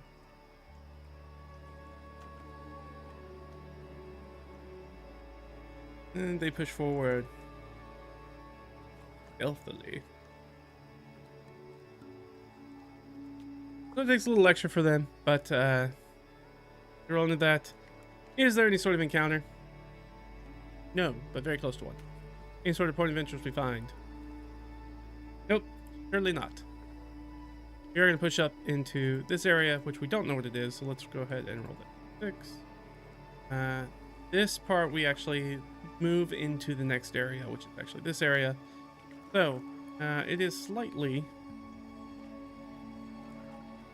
No, that's hills. That is a Hilllands. We move up into another hilled area. I probably should have rolled before we moved in that direction, but that's where we find. That'll probably be a quite good place for us. Yeah. So we have an interesting thing that's going to happen here. So, like I said, we now have a waterway that goes from a hill down with gravity and then cuts through a hill. This isn't big enough that I think that it's going to cut something like a canyon. So, question is we can remove everything that's up to that point. So maybe this one just doesn't have an area, which I am perfectly fine with. We could also roll for this area. Might as well while we're here. All right, that would have been exactly the same, which for us is going to be enough. Let's put this. So we can either remove some of this, and maybe we can just say that it just dumps into this swamp, and after that happens, it just disappears, which I am okay with. I think that's what we will. So it does that. So it goes down and then just penetrates into the swamp, and either it's endoheric and there's just no outflow for it, or more than likely we have a way that this will all touch water, so it all is just outflow that goes from Green Lake. And then we can use this as a starting point for our other river, which works just as well. So, question, do we see... Actually, you know what? I'll give us a perception check. How about that? No.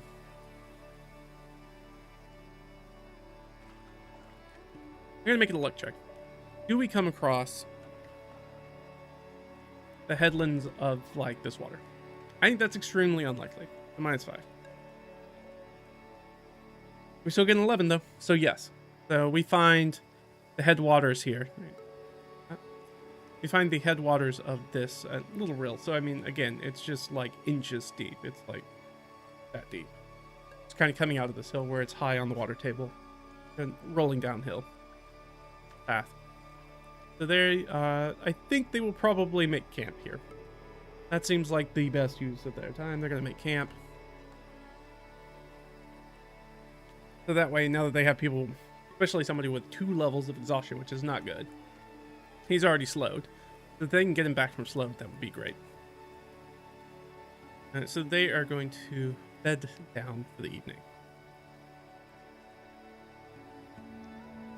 So they push forward stealthily up into filled area and make camp.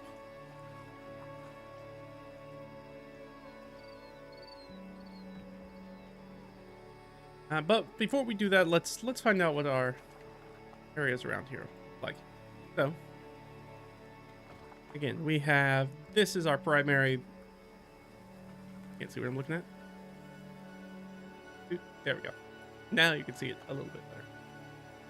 So this is the I just lost it. This is the primary hex we are going off of when we do our 2d6 biome, whatever you want to call it, differentiation, etc. And we're just going to find out what's around here. Probably going to be water. All right. Well, we got a 5.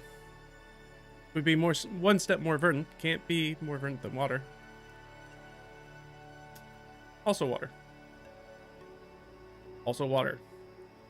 All right. So we are right at the edge here. So actually, we have this really nice vista. So actually, everything that happened here is potentially unimportant. All that stuff we did with this river is potentially unimportant. This is going to outflow directly into this water. Which makes sense.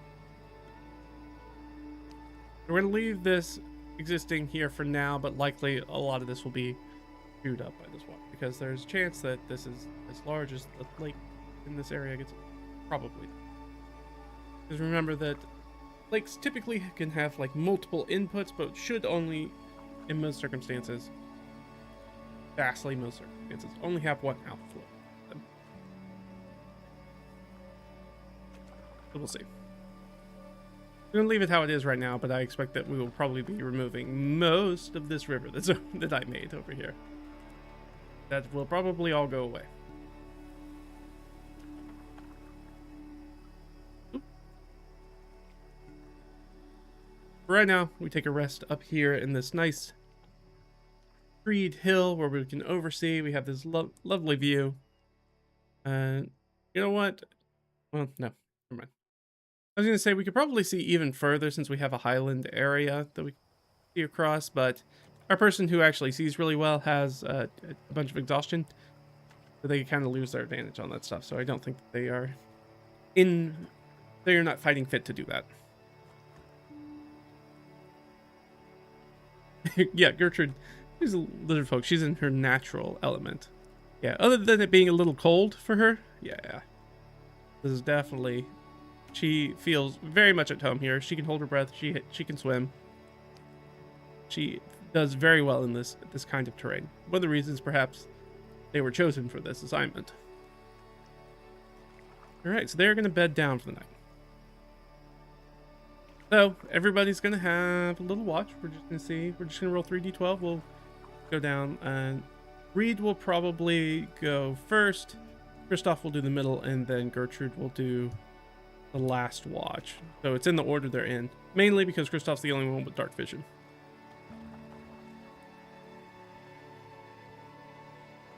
So boom, boom, boom. Night passes uneventfully. That's nice for us. So another night passes.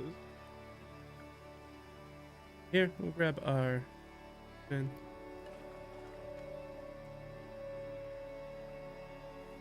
And we'll roll this down here. And we dawn exterior and forested hills and the lake coast.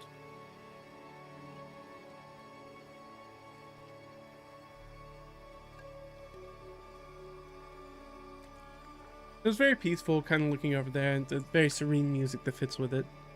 Having this little rest. I'm gonna grab our stamina information.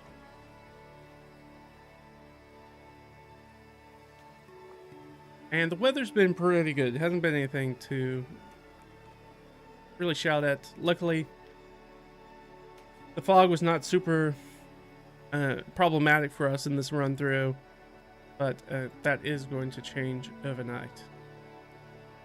We did go from 6.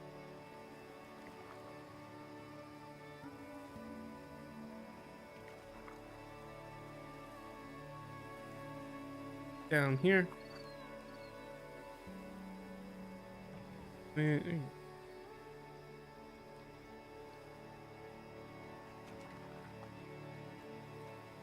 Alright, so we go from Spring Mother 42 to Spring Mother 43. It's the middle of the week now.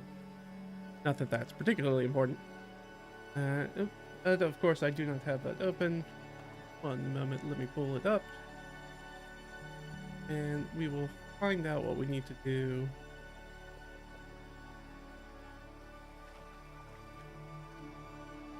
I need my weather flower.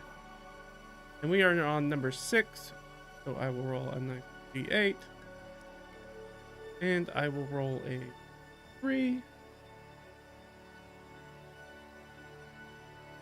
Which means that we are going to go down to 11. Oh, the weather's getting extreme.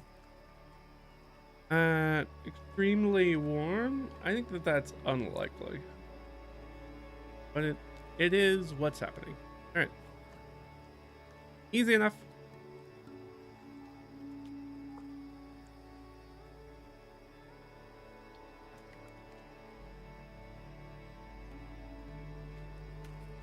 Platinum. Planting. Alliums. So our garlics, our onions, our shallots. Quarter season. In. Here. Yes, see.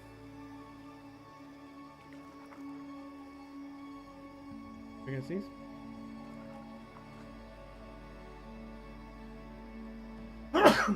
I am. Excuse me.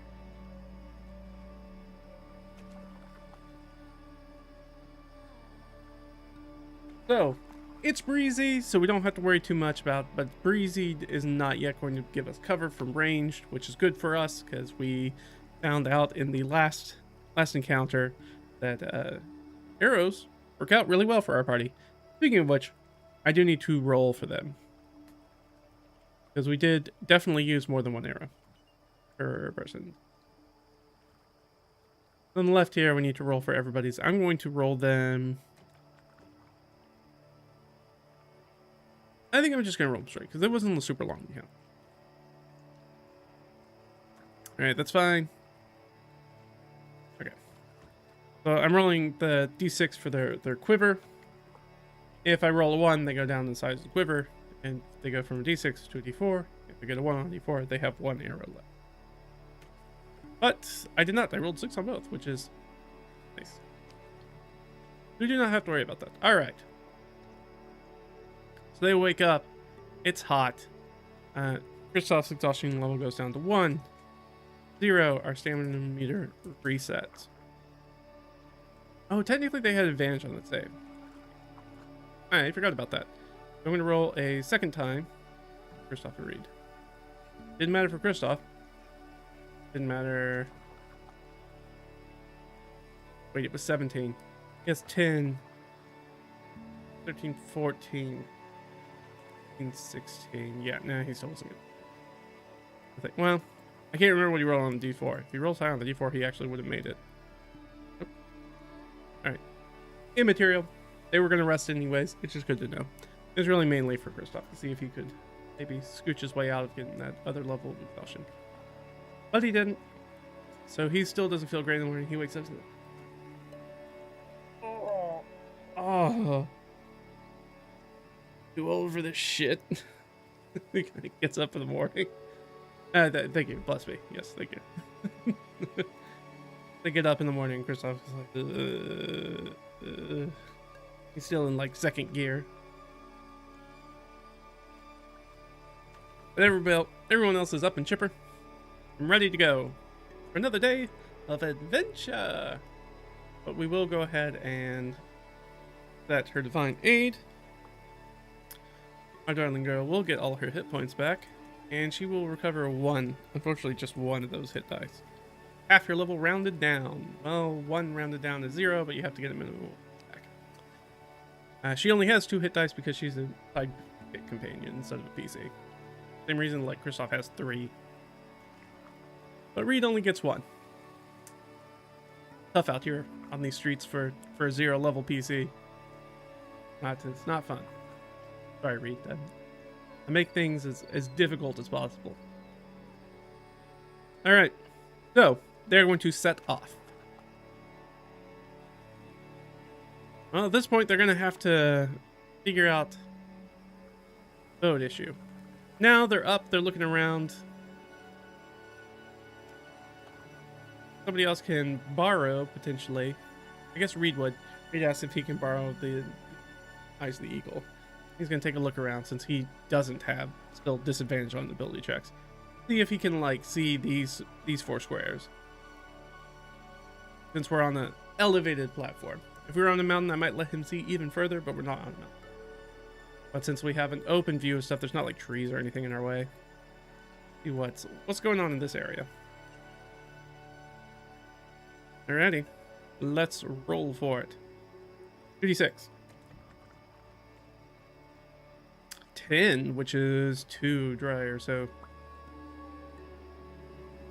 yeah, technically I'm gonna go ahead and throw that down as heavy forest.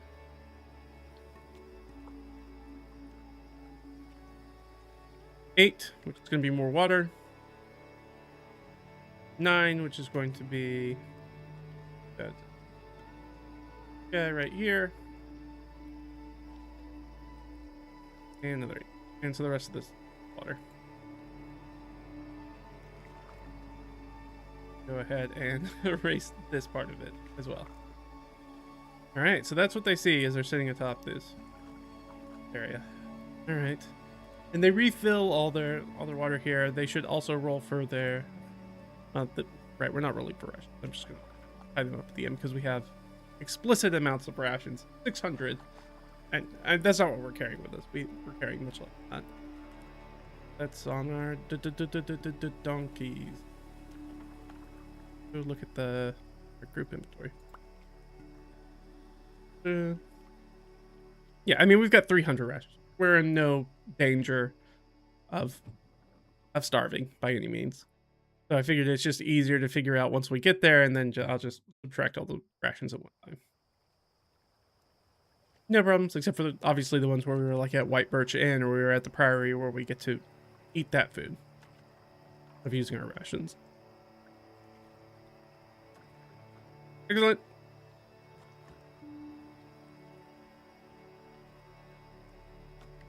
Alright, so which way do we want to go? I think we'd like to spend as little time on the water as possible, as we learned when we lost our guide when a giant eagle came by and snapped him up. Is that, hey, we don't really have anybody who's good at using the boat.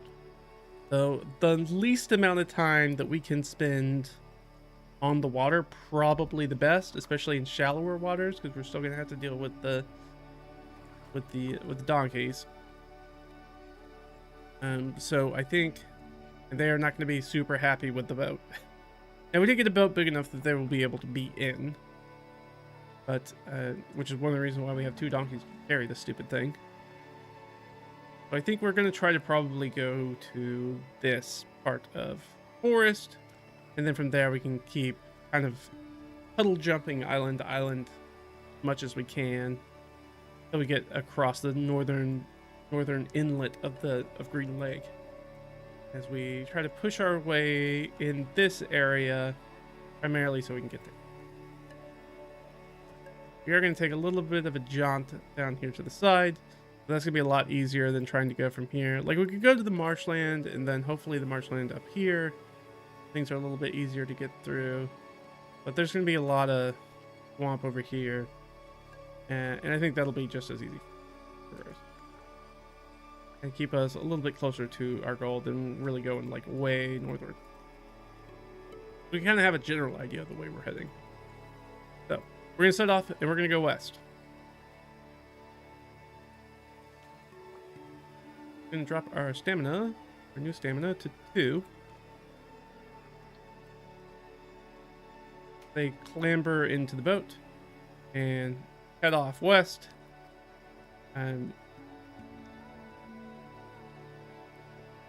Let's roll for a d12. Is anything gonna happen to us? Hopefully not.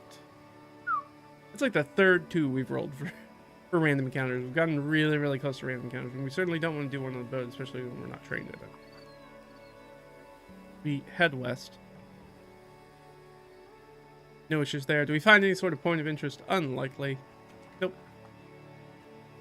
Alright, that's one. No reason to stop. We're just going to keep paddling until we get into this area and start limber this thing back up on our donkeys and get them going.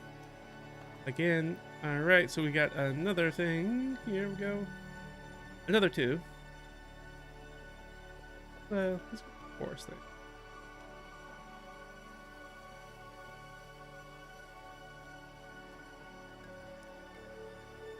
I don't think bad's happening yet, so let's there's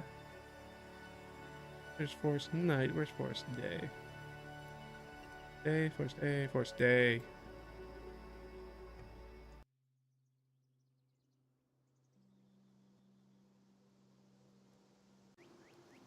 There we go.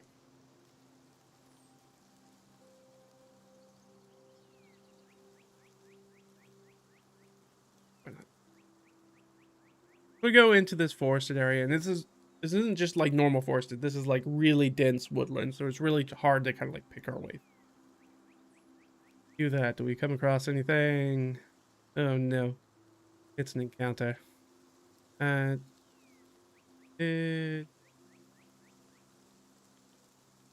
think I did, but that's all right. I'll take the 3. Throw everything in our favor. Unfortunately, we are going to find a richer encounter. All right. Well, we are firmly outside of White Birch's influence at this point. So this would be the civilized land. This right here, this area right here, would be our frontier. 50-50 chance of us finding stuff. And now we are moving into an area over here, which is definitely now we're fully into the woods. So let's find out what kind of creature we're talking about. Ooh, that's going to be an aberration. Sure. All right, an aberration 3. Right, it's weird stuff. It is an aberration. All right, so we are going to come across some sort of aberrant thing area in these woods. There's something foul and old. There always is. All right, let's go to 5e. I guess go below. Let's do that. All right, well, don't know what it is. So we're going to keep this level 1 for us, and we're going to take this from creature type ooze to creature type aberration. We could go ahead and throw native environment in here. We can go forest. I'd also maybe say coastal on the lake. Those 2 will make the most sense. Yeah. Which gives us all of 3 options. Yeah. I wish the native environments were used a little bit more. So we're not going to worry that much. Or sorry. Listed in that way, isn't it? Yeah. There are apparently no aberration creatures that have a native environment of forest. Cool. What's our settings? Still in the choice. Nyogi would be weird. I don't hate it. I like it better than the Slotty. We could do a choker. It really wants me to use the Nyogi for some reason.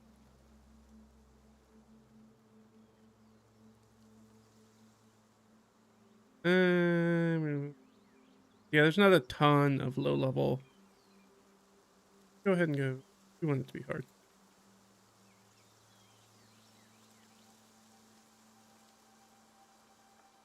Yeah, let's do the Nyogi. All right, so we could have up to 5 of them. So I'm going to roll a d6. And then we will re-roll the 6 if you roll. 5. All right, 5 Neogi hatchlings. Here we go. Let's throw it in. What are these creatures doing out here? No idea. So we're gonna go ahead and cross the river, cross the lake to forested. I think it's probably island. East. Counter. Okay. Hatchlings. Alright, well, this will be fun. Alright, let's look up Yogi hatchlings. And looking for Nyogi.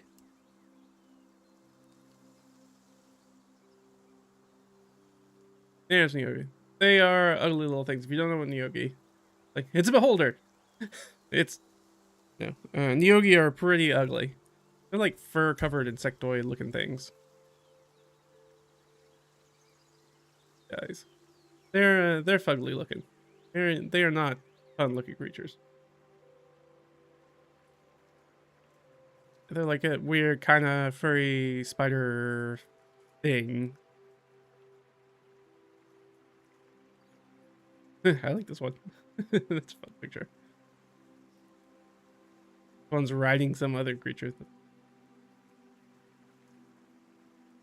Nyogi are primarily, I think, a Starjammer thing, but that's okay. They can be here.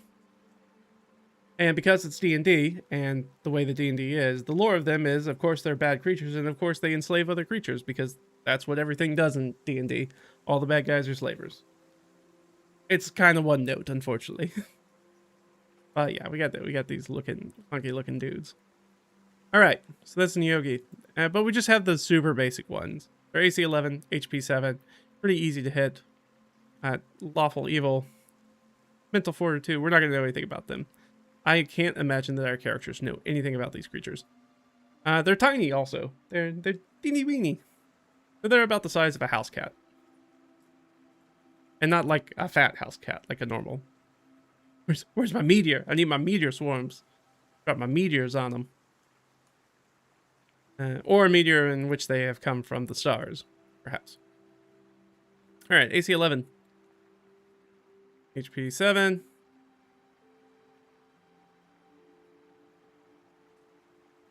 HP 11. I guess we've got 5 of them. Go. 11. 11. HP 11. HP 11. And HP 11.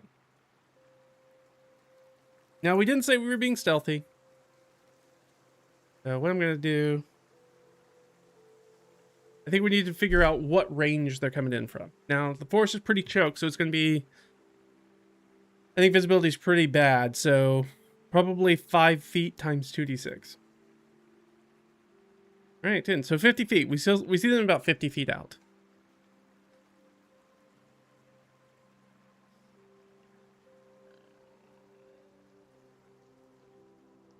And what is their... If they get +1, so they go on 11. I'm assuming we're going to fight them. We're probably going to fight them. But, you know, we don't necessarily have to. Yeah, so we're the bad guys. We're basically colonists. Yeah, I mean... Yeah, we're not great. We are doing something that really is very, very self-serving, and we haven't really cared too much about who that might impact.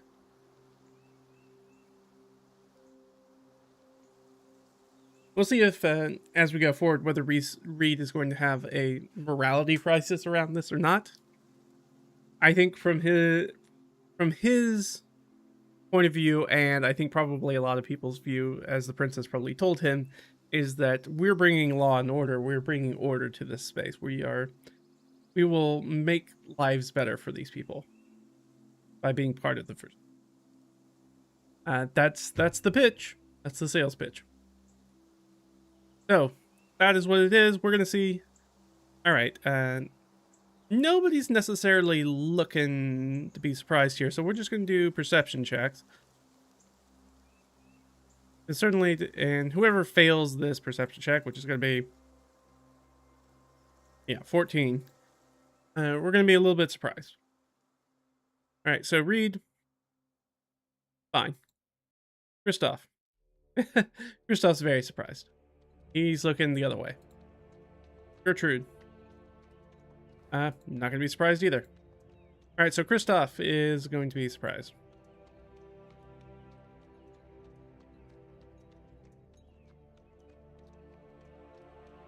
He was busy doing something else. He's looking the other direction. Christoph's going to be surprised. Everybody else is okay. There are 5 Nyogi. They also need to make that check. Pass.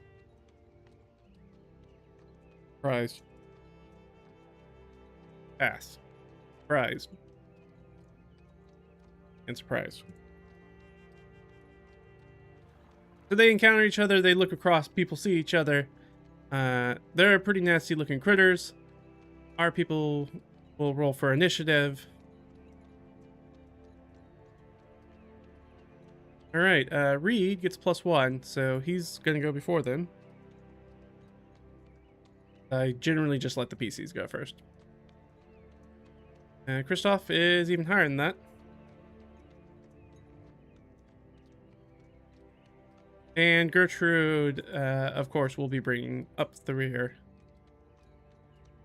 Actually, no, Reed gets a 12. He has 2 dex now. And bringing up the rear is going to be Gertrude, who has just...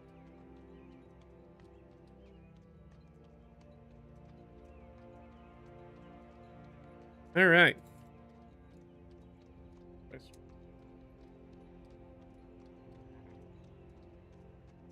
They see each other. Christoph is the first person who is surprised. So he does not do anything this first round of combat. We basically skip past him. Reed's going to see these creatures. Reed's not trained in any sort of arcana or anything like that. So it's incredibly unlikely that he knows what these are. I don't think Gertrude either is trained. Oh, she is trained in arcana. So she might have some glimpse into it. So he is not even going to get a roll. He's going to be like, oh. He's going to like grab, like elbow Christoph. What are those things? And then Yogi are... but I believe they can speak. Again, they are tiny. They're the size of house cats. There's like 5 of them. I assume that they probably does not think that these creatures can speak. Oh, they don't have any language. Even better. Well, those things that can't talk don't get a vote. So he elbows that and then kind of like is going to load and ready his crossbow against these creatures. The Nyogi are going to take their turn.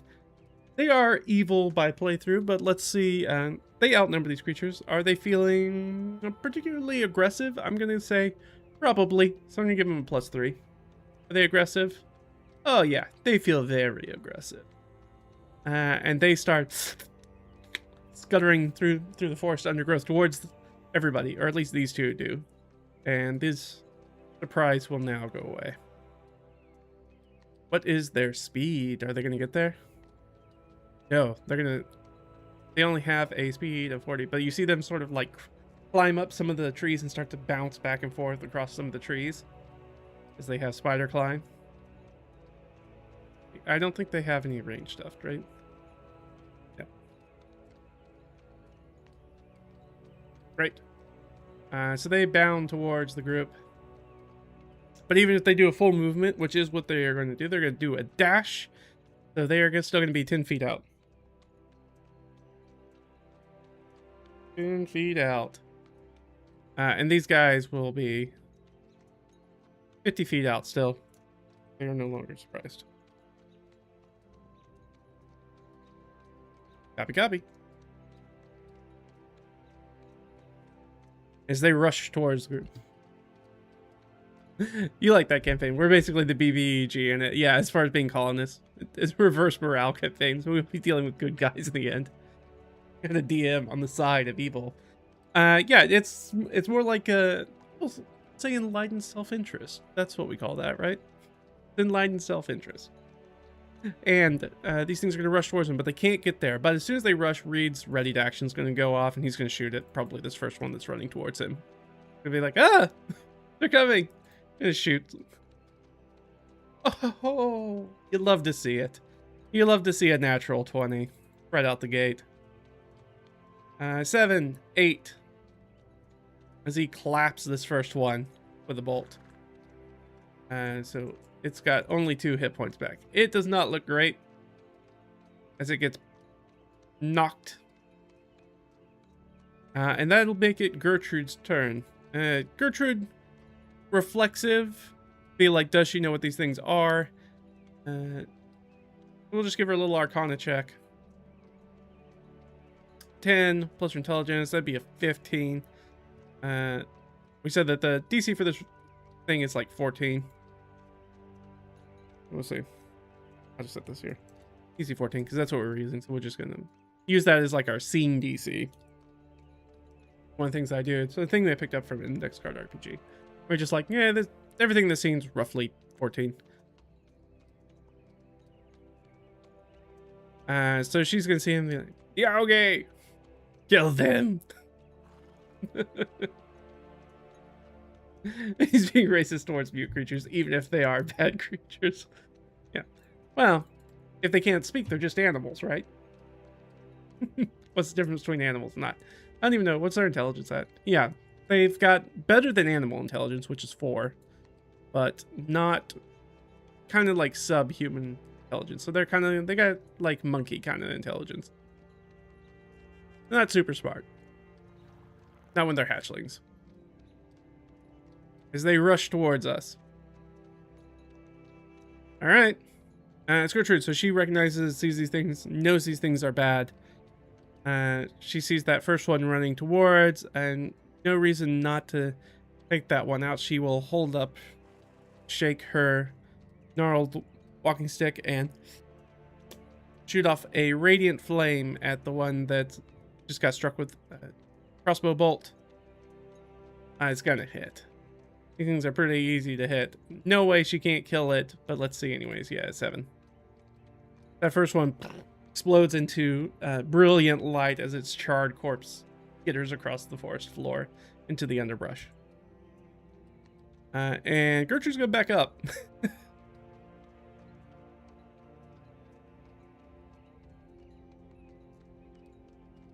So she backs up 30. Takes her speed back. He backs up from these creatures. Kristoff is got one that's only 10 feet away, so he is probably going to... Does he move to engage with that one? He moves up, and everybody's going to float. Yeah, that's fine. Kristoff pulls out his sword, limbers up with his shield, and goes up to the one that's on the skittering along the trees, kind of coming towards them, and he's going to try to take a swipe. Well, question, is it towards ground level? I assume so. I assume it's not like way up in the trees because it is trying to attack. Is that correct? Okay. So he can make an attack on it, which he will strike, and he will hit. And he's going to do 5 points of damage to it, so it's got 6 hit points left. At which point he will make his second attack. Oh, and he will crit with that one. You'll love to see it. 2 crits already. Everybody's doing well. And damage isn't great, but it's certainly going to be enough to kill this creature. Right on the money, actually. And this one is dead. So these actually go down to 40 feet away.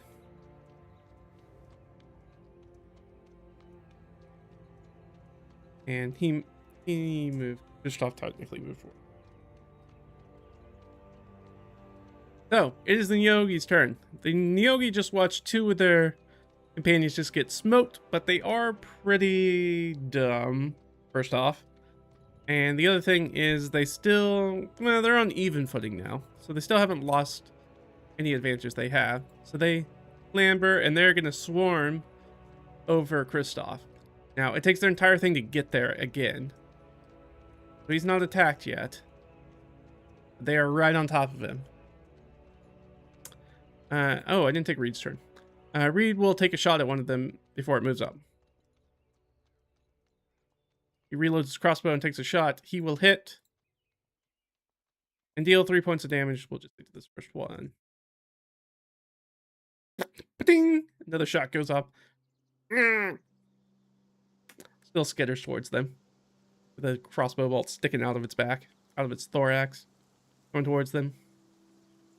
And all right, that's gonna be the Niyogi move. That's all they can do on their turn because we were lucky that we rolled with a good enough range that they were so far back. And they only have 20 feet of movement, so everything kind of worked in our favor this combat thus far. They spend their entire turn dashing. Which means Gertrude's back there. She's still backed up 30 feet. She doesn't need to. Actually, she needs to move forward slightly to be back in range. But easy enough for her to do. And she's going to do another. For Radiant Flame, she's going to tick on that one that Reed just shot again, because that worked really well last time. That'll hit. Hey, another 8 points of damage. There's another one screeches, and you hear like its exoskeleton and the stuff inside of it popping and hissing. Its internals are kind of like boiled in that radiant flame, and it falls over onto its back like, and then does the thing where it's like spider legs curl in as it dies. It'll take us back up to the top. Knowing that I have no power over the campaign. I'm going to be an opposite of the previous, and we're going to be evil here. Maybe not chaotic evil, but lawful evil or chaotic. Yeah, generally in games that I run is that I am not overly concerned with good and bad. It's like people can be real shit to each other. So it's really more like, are they selfish or are they more communally focused? Unfortunately, we got some pretty selfish characters this time. Or at least with Reed. Though we haven't proved it yet. We'll see once he's in charge of stuff how he deals with it. But he is definitely in charge of these two. One who's going to go right now, which is Kristoff. Alright, so Kristoff has two of these creatures next to him. He turns and swipes at one. That'll hit. Alright, and he will do... what is it? Points of damage? Yeah. He'll deal 6 points of damage to the first one. And see if he can get the second one. Yeah, you know what? Reed would have moved back to 30 feet, I think. Well, so he backs up next to Gertrude. His second strike will hit as well. Come on, come on. Big money, big money. Ooh, just missed it. The thing has 1 hit point.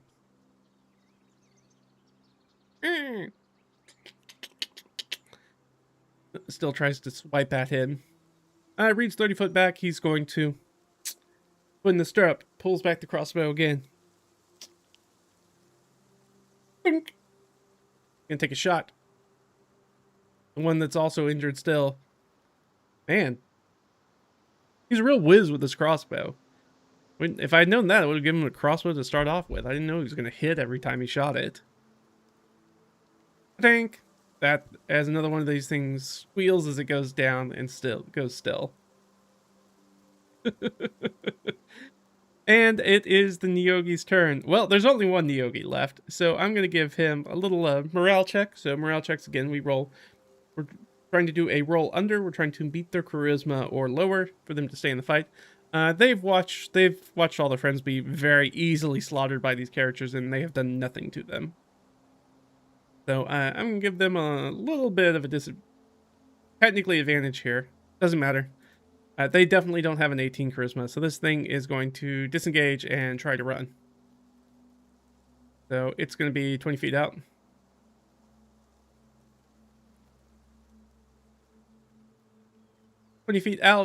And then it's Gertrude in the back. Is Gertrude filled with bloodlust?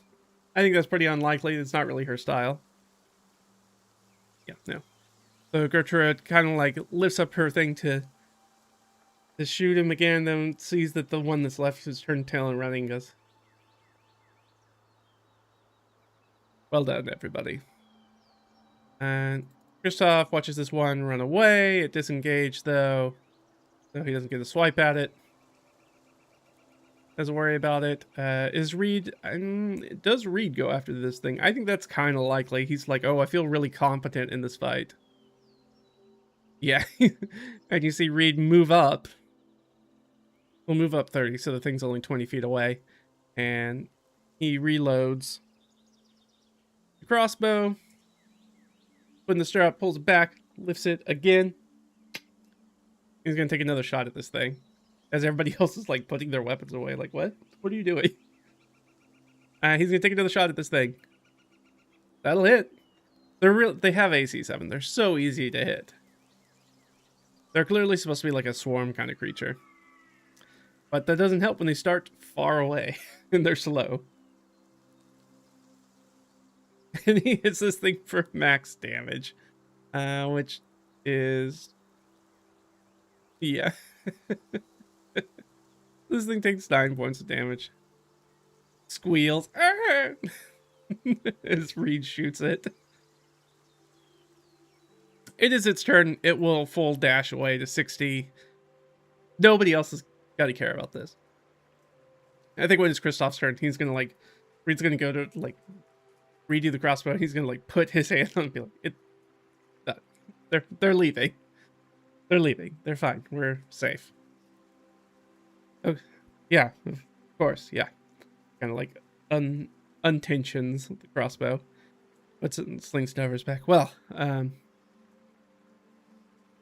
we didn't get hurt, so I think that's great, right? We did well. And then two others kind of look at each other like, what's going on with this kid? Yeah, no, we did well. You did well. Great job, Reed. Let's see if we can find some of your bolts, and then let's keep moving here. So they're gonna do that. So let's see. He's the only one who shot. So, all right, he's able to recover enough bolts so he doesn't have to worry about it. Nyogi are done with. All right, so we got the.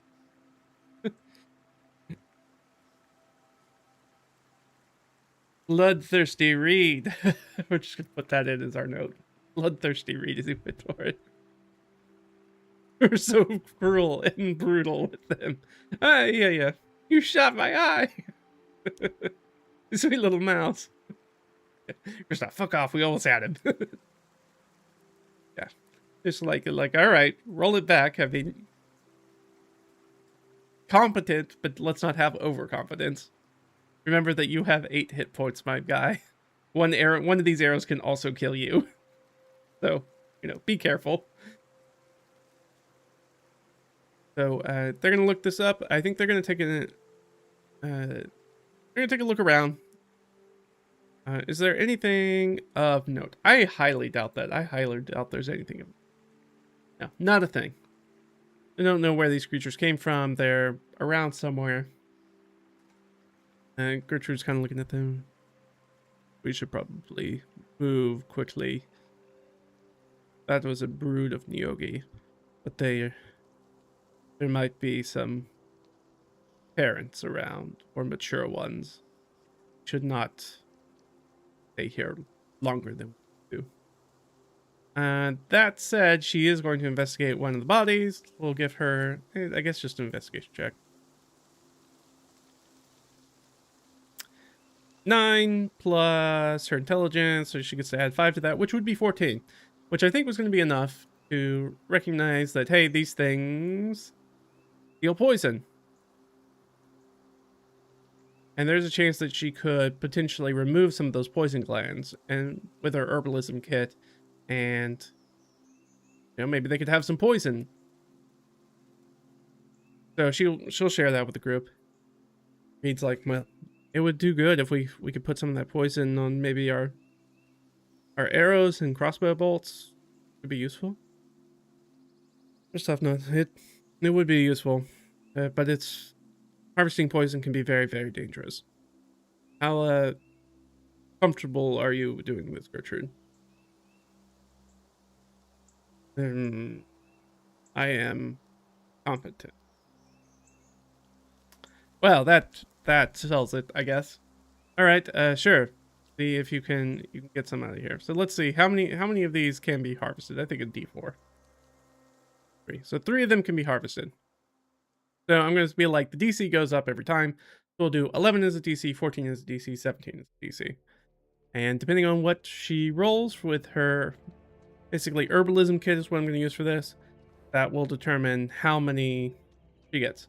If she rolls under 11 totally, I think I'm just going to give her the poison condition. She's just going to get the poison condition. She totally screws this up.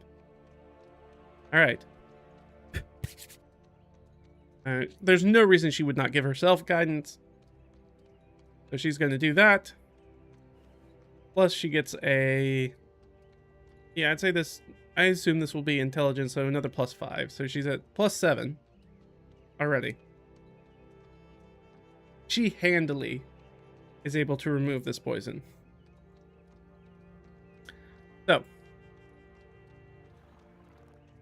So we're going to have that she harvests 3 rounds of poison.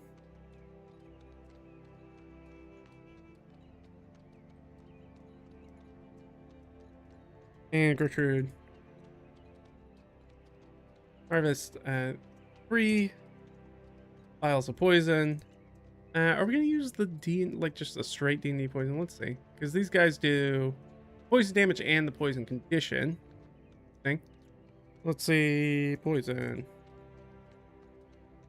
Basic poison. Vial of poison to 1 weapon or 3 pieces of ammunition. That takes a piercing or slashing damage from the poison weapon or ammunition. It takes the 1d4 poison damage. Once applied, the poison retains potency for 1 minute until it is dealt whichever comes first. Sure. Yeah, I think this works. So we get 3 vials of basic poison. Who she's gonna meet out. She can't use it herself. She doesn't have any bladed or poison weapons, so she's gonna give a... You know what? She hands them to Reed for Reed to give out, and Reed's gonna keep... He offers them to Kristoff first, and I think Kristoff will take 1 of them. And so we have a... I'm just gonna put it down here, basic poison vial, and then Reed will keep 2 of them.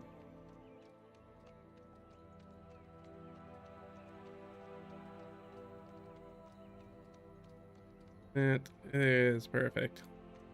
That works for me because she doesn't have any bladed or piercing weapons except for her teeth, and I don't think that she's going to apply poison to her mouth. That seems like a great way to take poison damage or the poison condition. Neither of which will be helpful. So she does that with her herbalism kit, no problems. Because she does that with her herbalism kit, I will need to roll for her herbalism kit. She's fine. So she still has plenty of materials. Well, now that that's done, let's get back to the let's get back to what we were doing. Yeah, 23 made it clean and fast. Like she's like gets in there, gets the knife under it, pulls the gland out, expresses the gland into a vial, mixes in some alcohol or oil or whatever it is to basically make it a nice suspension to like keep that stuff in there so it can be applied and fortify it.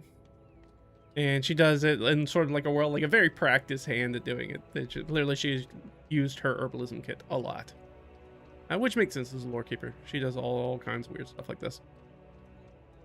All right, so we have completed our random encounter. Now the question is was there anything here?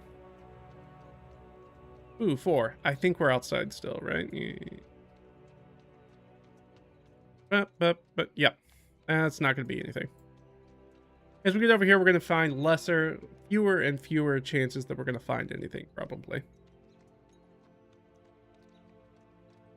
But while we're here, we can do is figure out what's going on in these areas. So let's roll our 2d6.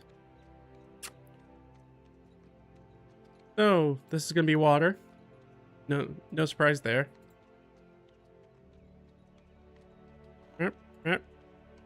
Hold on. Hello?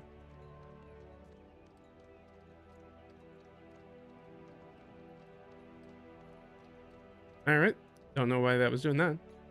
And for this one down here, which also has water as its main key and is more water. But yeah, we are literally on a forested island. We take a little break. These Nyogi, how did they get out here? Why were they on an island by themselves? Technically, I guess they can swim, but they don't have a swim speed. So they're pretty much... but they did take some time here.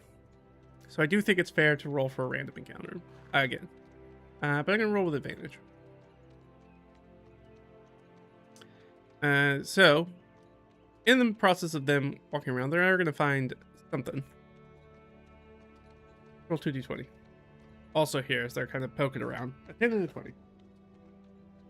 We're in the forest. 20.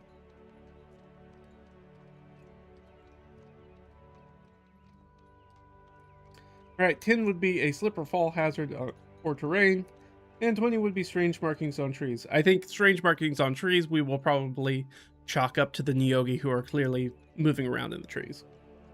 So we come to the thing that tells us about the Nyogi that would be the tip that they're in the area after we already defeat them. And then the other one is a slip or fall hazard or terrain. So I think that'll just be a basic save for us as they are moving across the island. It kind of goes up and goes down, and there's a part where they have that classic like, you fall down and you kind of like roll downhill a little bit in this forested area. So it's going to be a dex save. We already know what the scene DC was 14, so we need a dex save of 14, or else we're going to take, I think, just a d6, like just standard fall damage. But Reed beats it. Christoph beats it. And he only has exhaustion 1, so it doesn't matter for his saves, only checks. And Gertrude does not meet it. So she will, in fact. They're kind of like picking their way through this downhill section back down towards the coast, leading things around. And she takes a tumble, and she's going to take some damage as she takes a little fall. Not much, though. Only down the night. The thump. Ow. Gotta lay on it. Ow. Gets up. Dusts herself off. Alright. I'm okay. Good. Alright, so just a little bit of a fall. And we'll go ahead and Gertrude takes a tumble.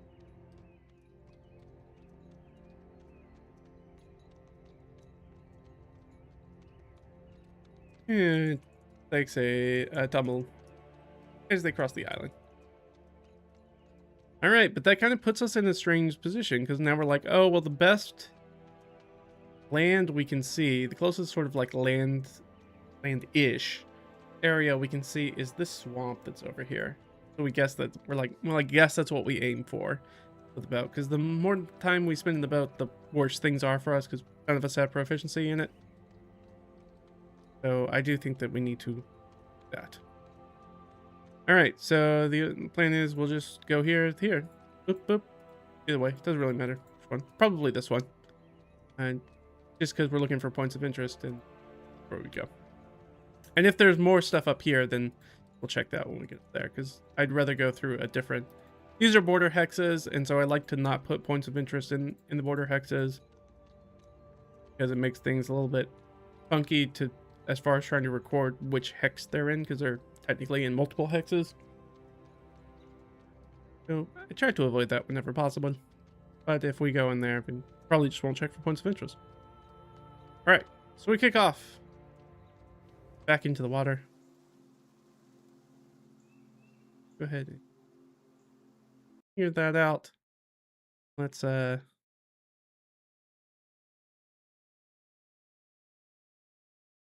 there's like a lake shore, right?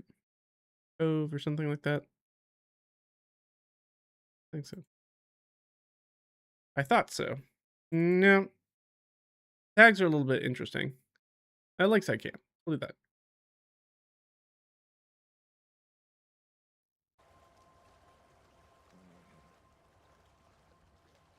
We move in this area. Probably see if we can push out the rest of this day. We can build poison resistance immunity over that. Small bits of consumption. It's gonna take a lot. I would allow that to happen in a campaign if somebody really wanted to do that, where you train like a proficiency the way I do that. But I was like, it's gonna take you a long time. And you're gonna use a lot of poison condition trying to do that. It's probably not worth it in a campaign. Probably not gonna be worth it. All right. Let's see. So they roll that way. They roll into the water. Any encounters? No encounters. That's nice. Any point of interest we find. At this point, we have to roll a 1. Find a point of interest. Nope. We make it there. 6 for our biome. All right, more water. And a 5, which would be technically wetter, but nothing's wetter than water. The science hasn't gotten there yet. All right, so that's it's a room full, a hex full of a whole lot, not much. And we're doing pretty good on our stamina. Our stamina is really kind of kicking off. Doing very well. We're going to keep passing forward. We're going to move into this hex. Let's go ahead and do our stamina, I guess, while I already have it up. So 2. You knew there was going to be another encounter. You knew we were going to roll another encounter. We cross that up and we go into... Oh yeah, there's an encounter. We'll just roll. Is there a point of interest here? Probably not. Nope, sure isn't. All right, 1. Here we go, here we go. Kind of creatures. 6. 6. So it's going to be some sort of natural creature.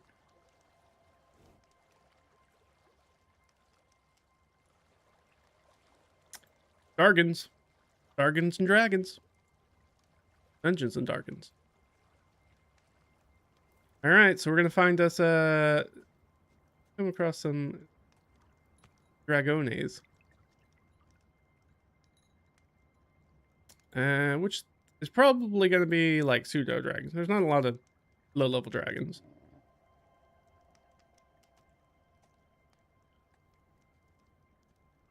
We'd have this super deadly encounter.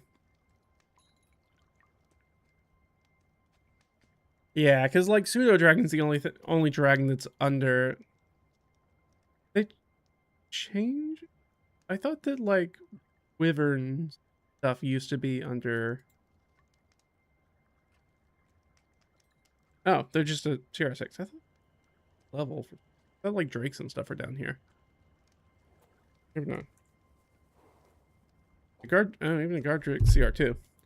So really we can have a wormling or a fairy dragon or a pseudo dragon. Whichever one of those makes more sense.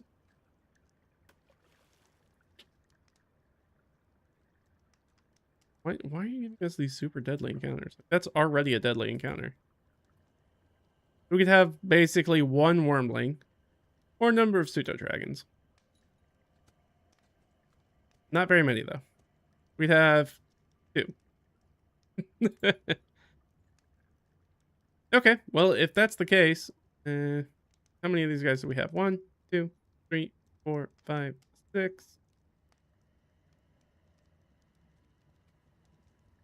So I'm just gonna roll d6, and whatever we get that's what it's gonna be. All right, 5. So we got a fairy dragon, red, and we can only get 1 of them at our current APL. We're gonna come across a fairy dragon, red.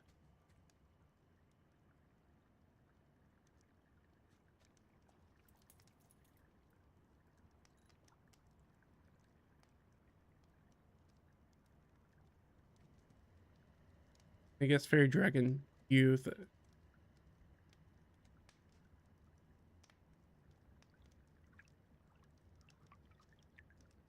This little guy. Strange cute creature. Better kill it. This, however, does talk. This creature, however, does talk.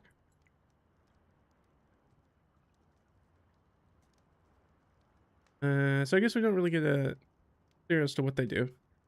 Euphoria, brother. So does their type not matter in this one? I think this is a change between 2025 and 2014. 2024 and 2014. Yep. All right. Well, whatever. So we move into the swampy area, and we're gonna catch a light, and let's start a scene, DC.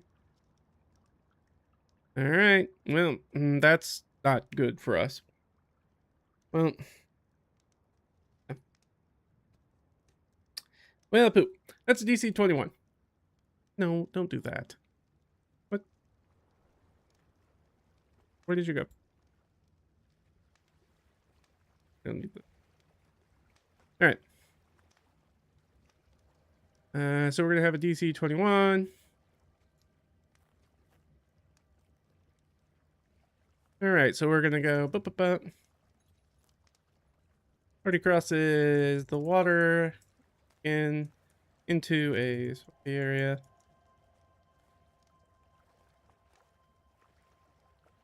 We'll say it crosses another portion of the lake.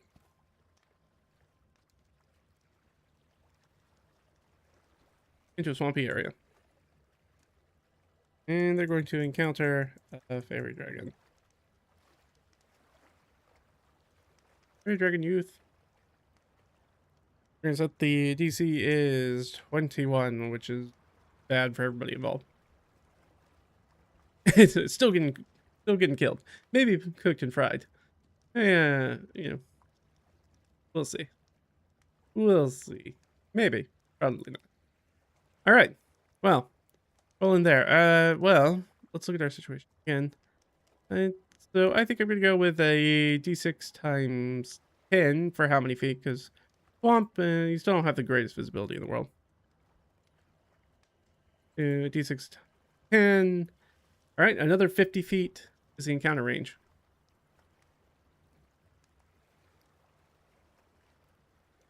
It's gonna be. It's in my way. All right. So we see this character. Let's we're gonna give everybody a perception check to see who's gonna see who first, rather than do their passive perception. Going to see if they can meet a DC. We're just gonna do. What's their perception? Whoever gets the highest is gonna be. It's gonna be nose goes. Well, unless they meet a natural 20 for a 23. I think that answers that. Dragon's gonna see us first. Reed rolls well, but not 23 well.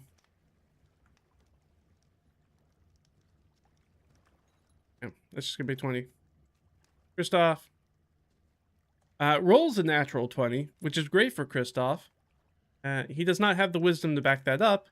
Also, remember, he's still exhausted, so he can't even take the natural 20. But he rolls okay. And Gertrude can't even meet this if she wants. Nope. All right, so this thing's going to see us first. I'm just going to roll for its temperament. In the middle of the road. So it's we kind of move into the area as the group's moving through the swampy area, carrying the boat, walking through here. They do see something kind of like flush through the forest and go through it. I think this thing is also tiny though, so it does often kind of look like just a big bird that wheels around. But it does seem skittish, like it's kind of interested in them, but also staying away from them. Doesn't really want to get close to them. I don't think this thing is trying to be stealthy at that point when it flushes. Or is it? Question. That's a good oracle question. It is. All right. So we're going to say that it's going to make a stealth check versus everybody's passive perception. And roll another natural 20. Okay. Well, these guys don't see that. This thing can be like, oh, it turns its invisibility and goes bloop, flies through the air. It's still kind of keeping an eye on them, so it's trailing them now. I like that. So keeping an eye on them, but is well stealthed. Maybe just keep an eye on what they're doing. Well, the group encounters this monster, and this monster doesn't attack them, but is very skittish about them. I don't think that there's nothing for them to act upon. Unless, don't forget, and right, we have to use mule step.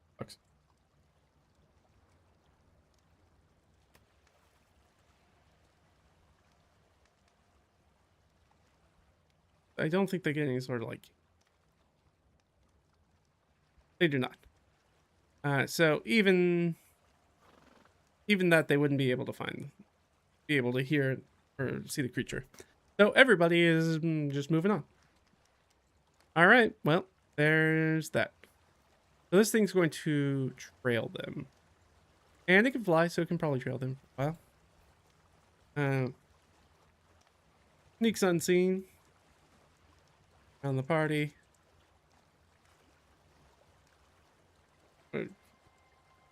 20. Just to remind us that.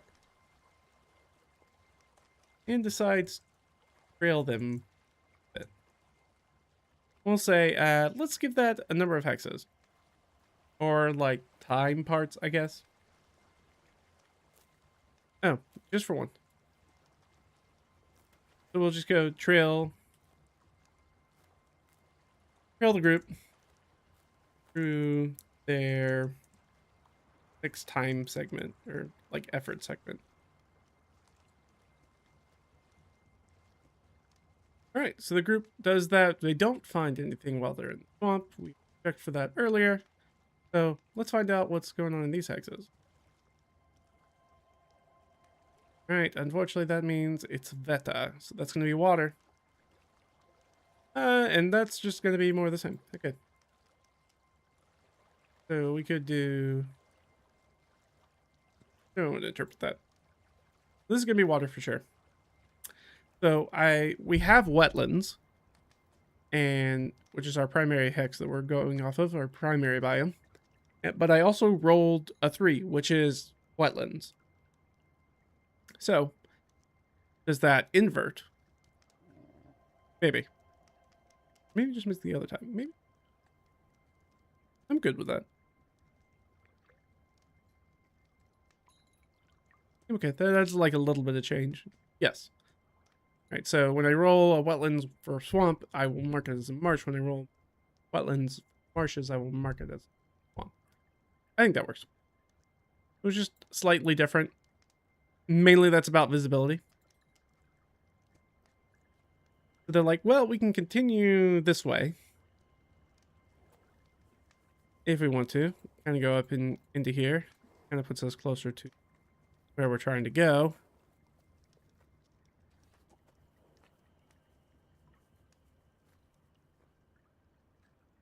And they know pretty much if they just keep heading northwest, they're going to get real close to this thing. With our natural 20 that Lagawarda's Gertrude did earlier. You know, that if we just keep kind of heading northwest, we're going to be real close to the area that we're looking for. But we also know that we're getting into an area where if we head too far west, we might end up over here, which is... We didn't get any intel as to what kind of monsters are there. We just know there are monsters. And we know it's some sort of like religious spot. But they do know that it is not part of the intrusive religion. Do they care about that? Because that's interesting, because that makes this a decision point. Do they want to investigate what's going on with that? Who would bring that up? I don't think Kristoff cares. I think Reed might care. I think Gertrude is more likely to care, but also is not... Fighting is not really her super forte, despite that she has had quite a few kills in this campaign already. Confirmed kills in this campaign. So with that case, I think maybe Reed, and Reed's knows that doing something like that would be put him in good graces with the prince. Sad without Ginger, a hacker. Coder now is hacker. Makes total sense. Even though you wrote it down. You wrote it wrong. Ah, gotcha. All right. So yeah, I think it's going to be Reed who brings it up. So does Reed want to go deal with that question? No. Okay, so we're going to nip that in the bud real quick. They kind of discuss, be like, okay, so remember that there is some sort of religious site that we're nearby. I guess that would be Gertrude who brings that up. There is a religious site somewhere west of us that has been over. Reed goes, that would be great if we were able to take it, not necessarily take it over, but maybe reinstate it, since we know it's not part of that base. Do that certainly would be a feather in our cap, talking to the prince, which is good. But is probably a secondary thing for maybe once we are established. That is one of the things that we look to do. And that sounds good to me. So I think that let's add that as a potential side quest, which is not a thing that we've done yet. Go up here. Go up to our reference doc. We've got our main quest. We haven't set our camp and we haven't outlined the fief's borders yet, so we're getting close to that level 1 for our milestones. And side quest A.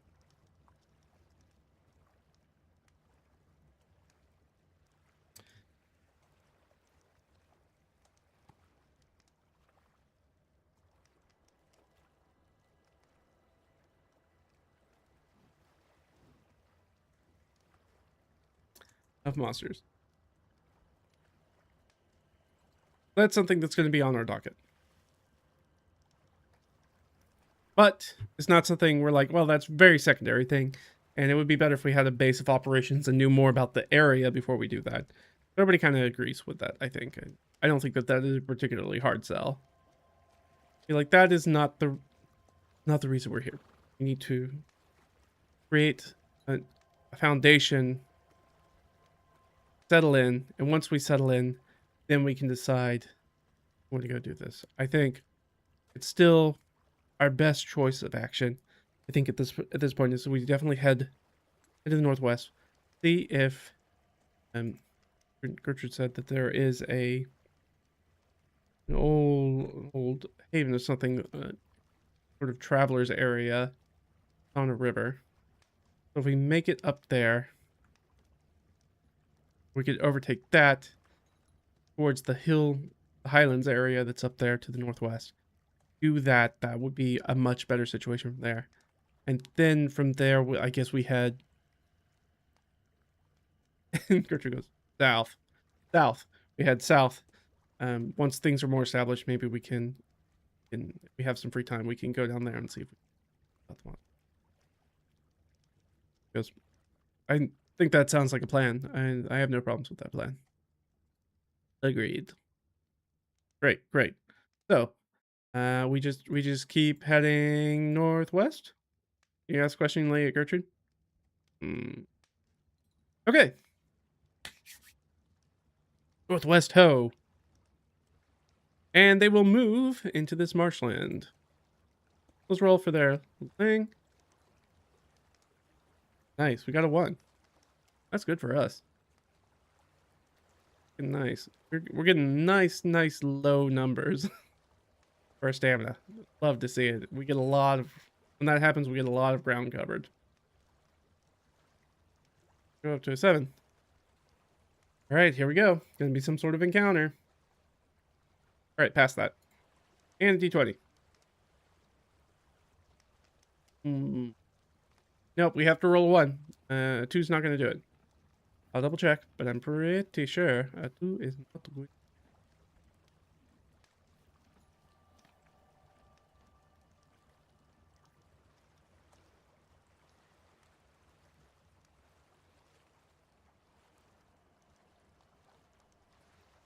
Oh, that's for Atlas. I don't care about these. Because we are in the wild, so we have to roll a 1. So Usually this is a D6 roll, but that requires us to actually be actively looking for a point of interest. So once we find the area that maybe we want to settle, we will spend the time actually searching these hexes to see if there's confirming whether there is or is not points of interest within the area that we're in. Because last thing we want to do is start be like, oh, I'm going to settle here, and then find out that there's like an occupied keep from some sort of like marcher lord or robber baron that's like 2 miles away from us, and be like, oh, actually, that's not a good idea. So we will do that once we get more in the area. So we rolled a 2 though, so nothing. It's a hot nothing. Make it into there. All right, more time passes. We love to see it. D6 for what's going on in here. All right, that's going to be more swamp. And more swamp. It makes life very easy. All right, well, we know our marching orders. We're just kind of heading northwest. We know where we're going. We rolled so well. We rolled that natural 20 for the wilderness survival. Man, that has that made life super easy for us. We don't have to worry so much about running like super off target or anything like that. So I assume on the next day we're going to need to roll. But we have a real general idea of where we need to go. All right. So, we move again. And luckily we still get to move across land-ish. I mean, it's water and land. Into more swamp. To take its toll, we get a 2. Take a 2. So we're up to 9. We've been rolling so well. It's so helpful when that happens. And not like rolling 3 4s in a row and you're like, well, that's all. That's as far as we made it that day. We made it about 6 miles. 7 miles. Not very far. All right. Any encounters? No encounters. Point of interest? Unlikely. Nope. All right. What's next for us? All right, over here, we're going to find more swamp. Ooh, interesting. And then we're going to find a mountain. So we see a mountain come up before us to the northwest. All right, let's not roll a 1. Perfect. All right, so we find another kind of forested mountain that's up here. Yeah, everything's very still boreal around here. Well, we probably don't want to go up the mountain. That takes a lot of effort. Probably want to give that a little skirt if we can.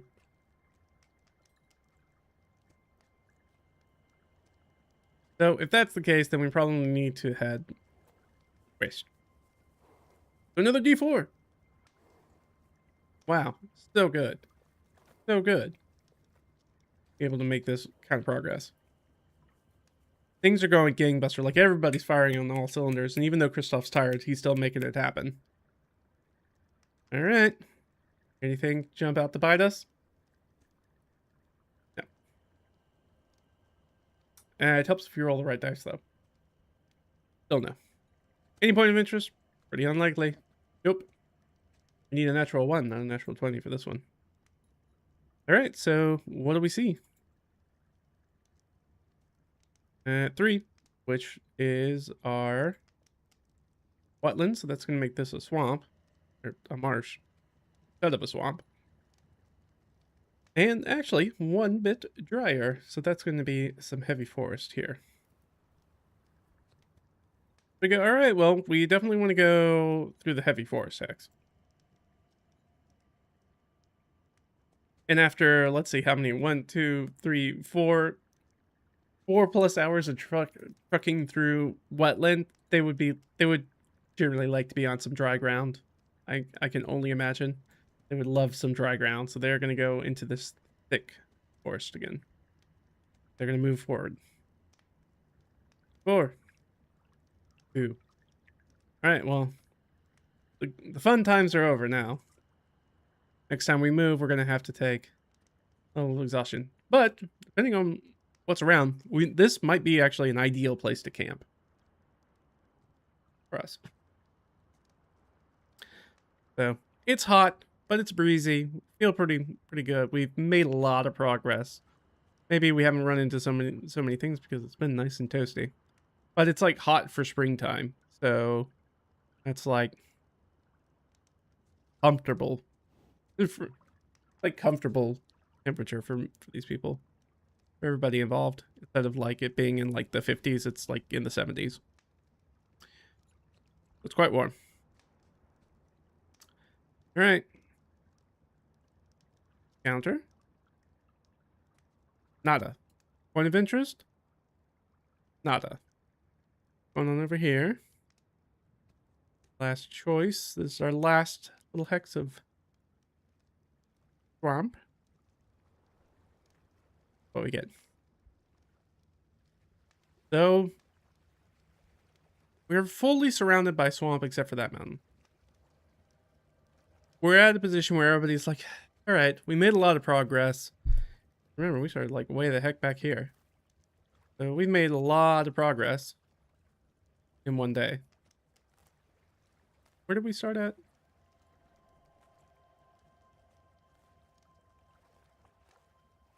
I can't remember. We started like back here, right? Yeah, because we rolled like a lot of 1s and 2s. We made real good time. So I assume that they know that they're like maybe 1, 2, 3, 4, 5, maybe a day away. Maybe a long day away from where they're trying to get to. All right. Yeah. But they also kind of look around and be like, we bed down. Like everything around here is just more swamp. We're finally on some dry ground. Probably going to be a bunch of swamp to where we're getting to. Should we maybe bed down for the night? I think everybody's going to be pretty amenable to that, especially Christoph, who wants to lose his already existing level of exhaustion. I can't imagine anybody's going to fight on that. So everybody's like, yeah, let's bed down. Right. And so their day will come to a close. They're going to make camp.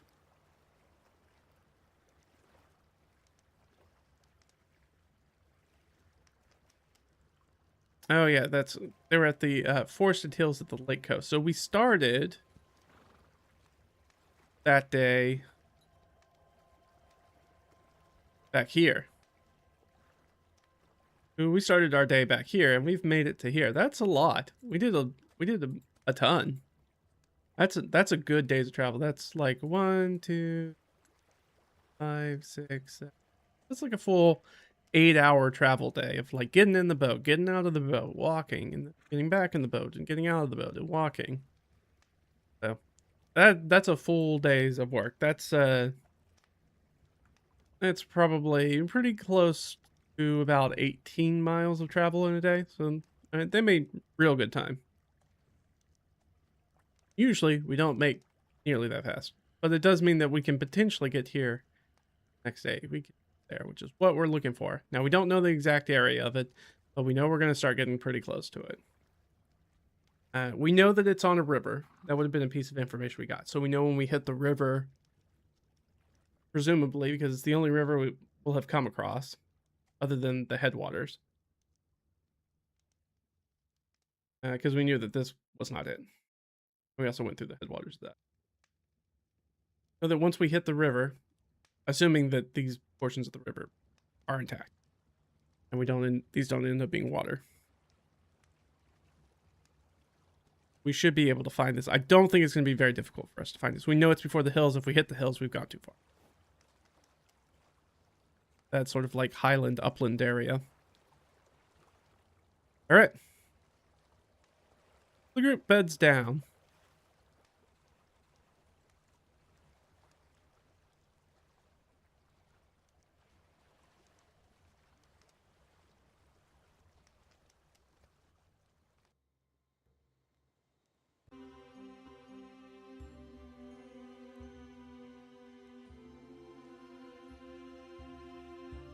All right, so the group's gonna bed down.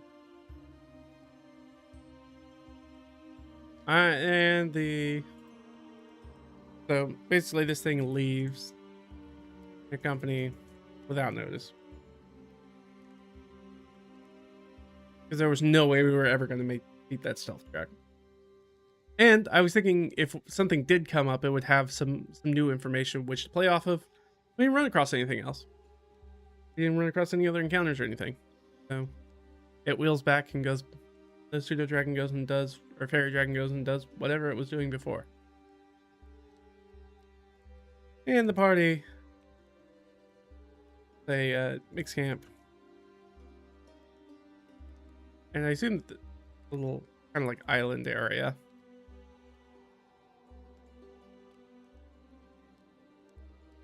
Around out in the swamp.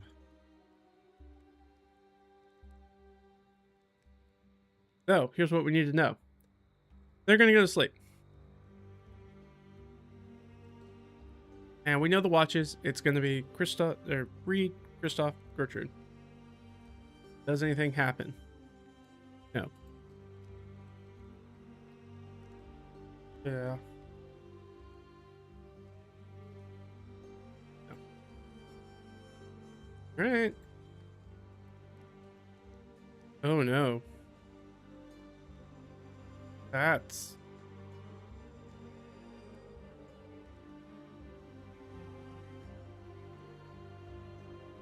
who I think it is?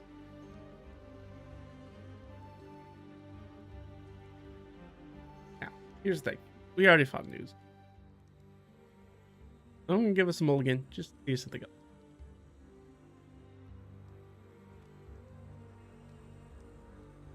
Also very interesting. Here's what we're gonna do. Go over here. Go up here to these settings. Construct.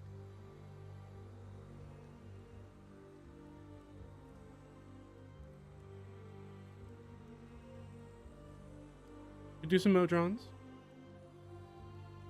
Flying sword is funny, but I don't know why there would be a flying sword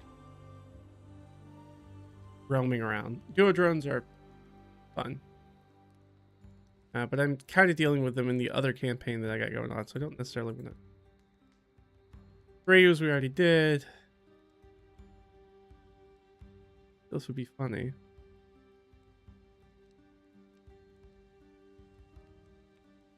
We could also do those.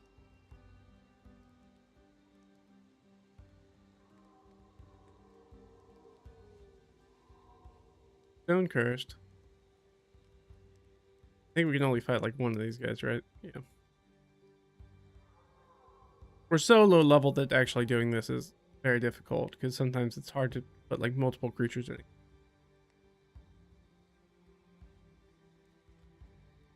But let's just ask. Is this a one creature encounter? I think that's likely. Answer is no. And when the answer is no, you know that we must use something of a I'm thinking probably the homunculus. I mean, always could be more ooze. For a Noblex spawn. But I kind of want to do... or a sacred statue. I can't remember what sacred statue does. So we could look it up. I kind of wanted not homunculus because they're pretty weak, I remember.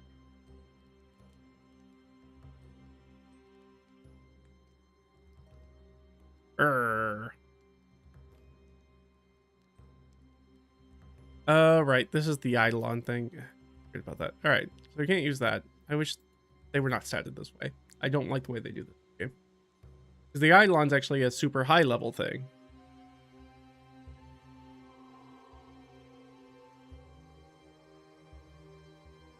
Yeah, because the Eidolon is a CR12.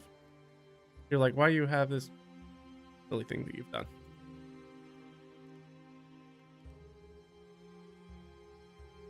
Homunculus.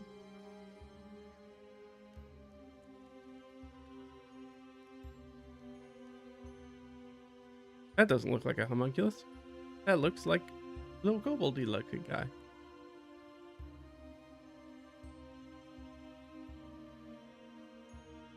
And it does require that there being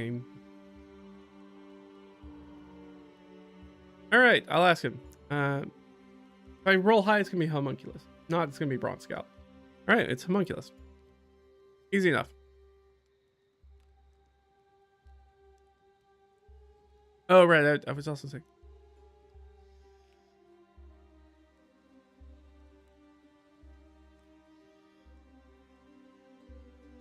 no, we can do a ton of those guys. All right, well, up to 10. So I think that to me says 2d8 plus 2.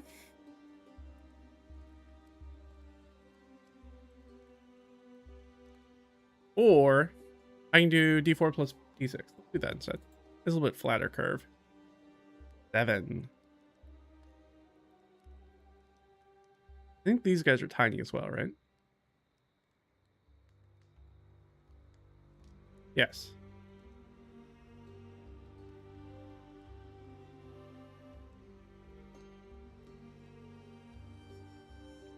So I'm going to have them be like bat kind of creatures since it's going to be nighttime. This is on Kristoff's watch, so it's in the middle of the night. Yeah, making the party's pet. Problem is it already has a master. Have to figure out who the master is. All right. So during Kristoff's watch.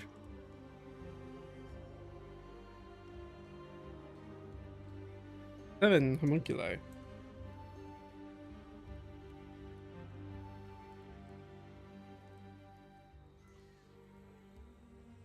Fly into the area.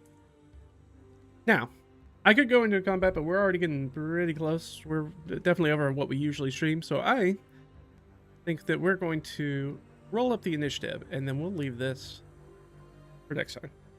But let's go ahead and get the initiatives. There's 7 of these guys. They have AC 13, HP 4.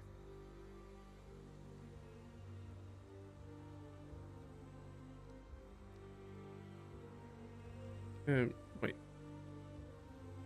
AC 13. Sorry, not the Neogi AC.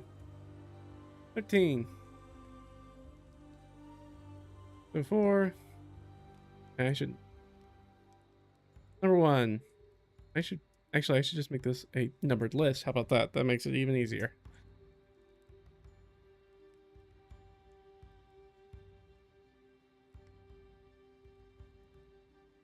There are 7 of them. And they've got a pretty good dex, right? Yeah, they're sitting at 12. Now, unfortunately, our other 2 members are definitely asleep. It is going to be Kristoff. Kristoff still has exhaustion because he hasn't gone through his long rest yet. Won't get that until the morning. So.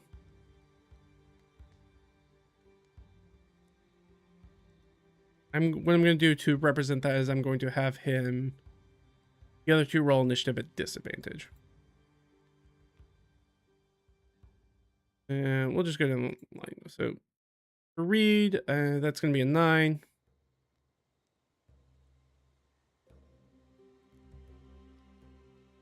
Asleep. I see him. Kristoff. Oh, Kristoff rolls really well. Kristoff gets a +1. Yeah.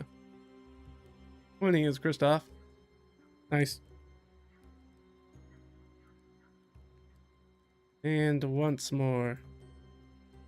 Ugh. Hate to lose a natural 20. So that'll be, I believe, 11.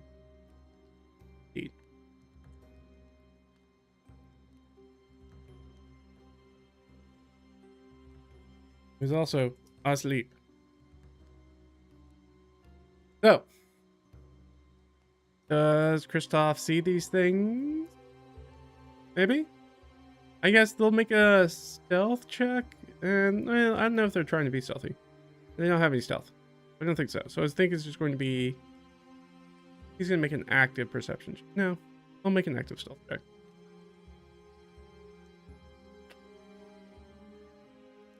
14. Oh, which just passes. Just passes his perception. Past perception is a 13. Ooh, just passed it. Okay. So a number of these creatures wheel like through the campsite, just a flutter of shadows, just the area. And Kristoff obviously freaks out and is going to be telling these people to get up. But that is where we're going to leave it. As he is going to be surprised Because he did a crappy job of being on watch. Hey, you know, if he didn't, he would have normally given him the advantage for the eyes of the eagle, but it's just offsetting his disadvantage. Get him his regular 13 perception. If he had just made that exhaustion check earlier, save earlier, wouldn't be an issue. But now it is. So that is going to be the end of our session. At least we're starting it off with a bang. Next time we're going to go right into combat. Maybe we can figure out who the homunculi's master is. Is this somebody who was sent to find the group? Some minions coming after Reed? Maybe. Is it a random encounter? Maybe. It's easy to remember that we have a location that's not very far away, that religious site. So maybe there's some sort of evil wizard or artificer or something that's taken that over. Could be. There are a lot of things to think about, so it'll be very interesting to see what happens with us in the next session. I am very excited to get back to it and see what happens. But that's going to be it for this one. Thank you guys so much for watching this. Always really fun. I'm glad to have you along. Hopefully this is helpful if you ever want to do any sort of like solo play, or if you just want to see how D&D gets played. I'll say an okay example of how D&D gets played. Could maybe be better. And solo changes some of that stuff, so it's a little bit different when you're playing with a bunch of other people, but otherwise very similar. And you get to see a little bit of what it's like to play as a player in the game, playing characters, and somebody who's trying to figure out what's going on in the world, which is the Dungeon Master game role. Other things. Hey, if you like this video, give it a little like. If you want to subscribe, you can do that. Or follow if you're over on Twitch. If you're on Twitch, you can jump over to YouTube. It's at RedRaggedFiend as well. You can get a little subscribe over there if you want to catch up with everything we've done in this solo RPG thus far. You can do that and figure out how we got to here. It's been a journey. This is the end of our 11th session. So we are now finally closing in on an area which will now be able to get our character their first level, which he is in desperate need of. Though, you know, his crossbow did a lot of damage this time, and he was a little bloodthirsty with his proficiencies. But we should be hitting this up probably in a week, so check it out. We also do some other streams during the week where we talk about other D&D and TTRPG kind of stuff. Otherwise, that's it. Thanks for hanging out, guys, and I'll see you next time. All right?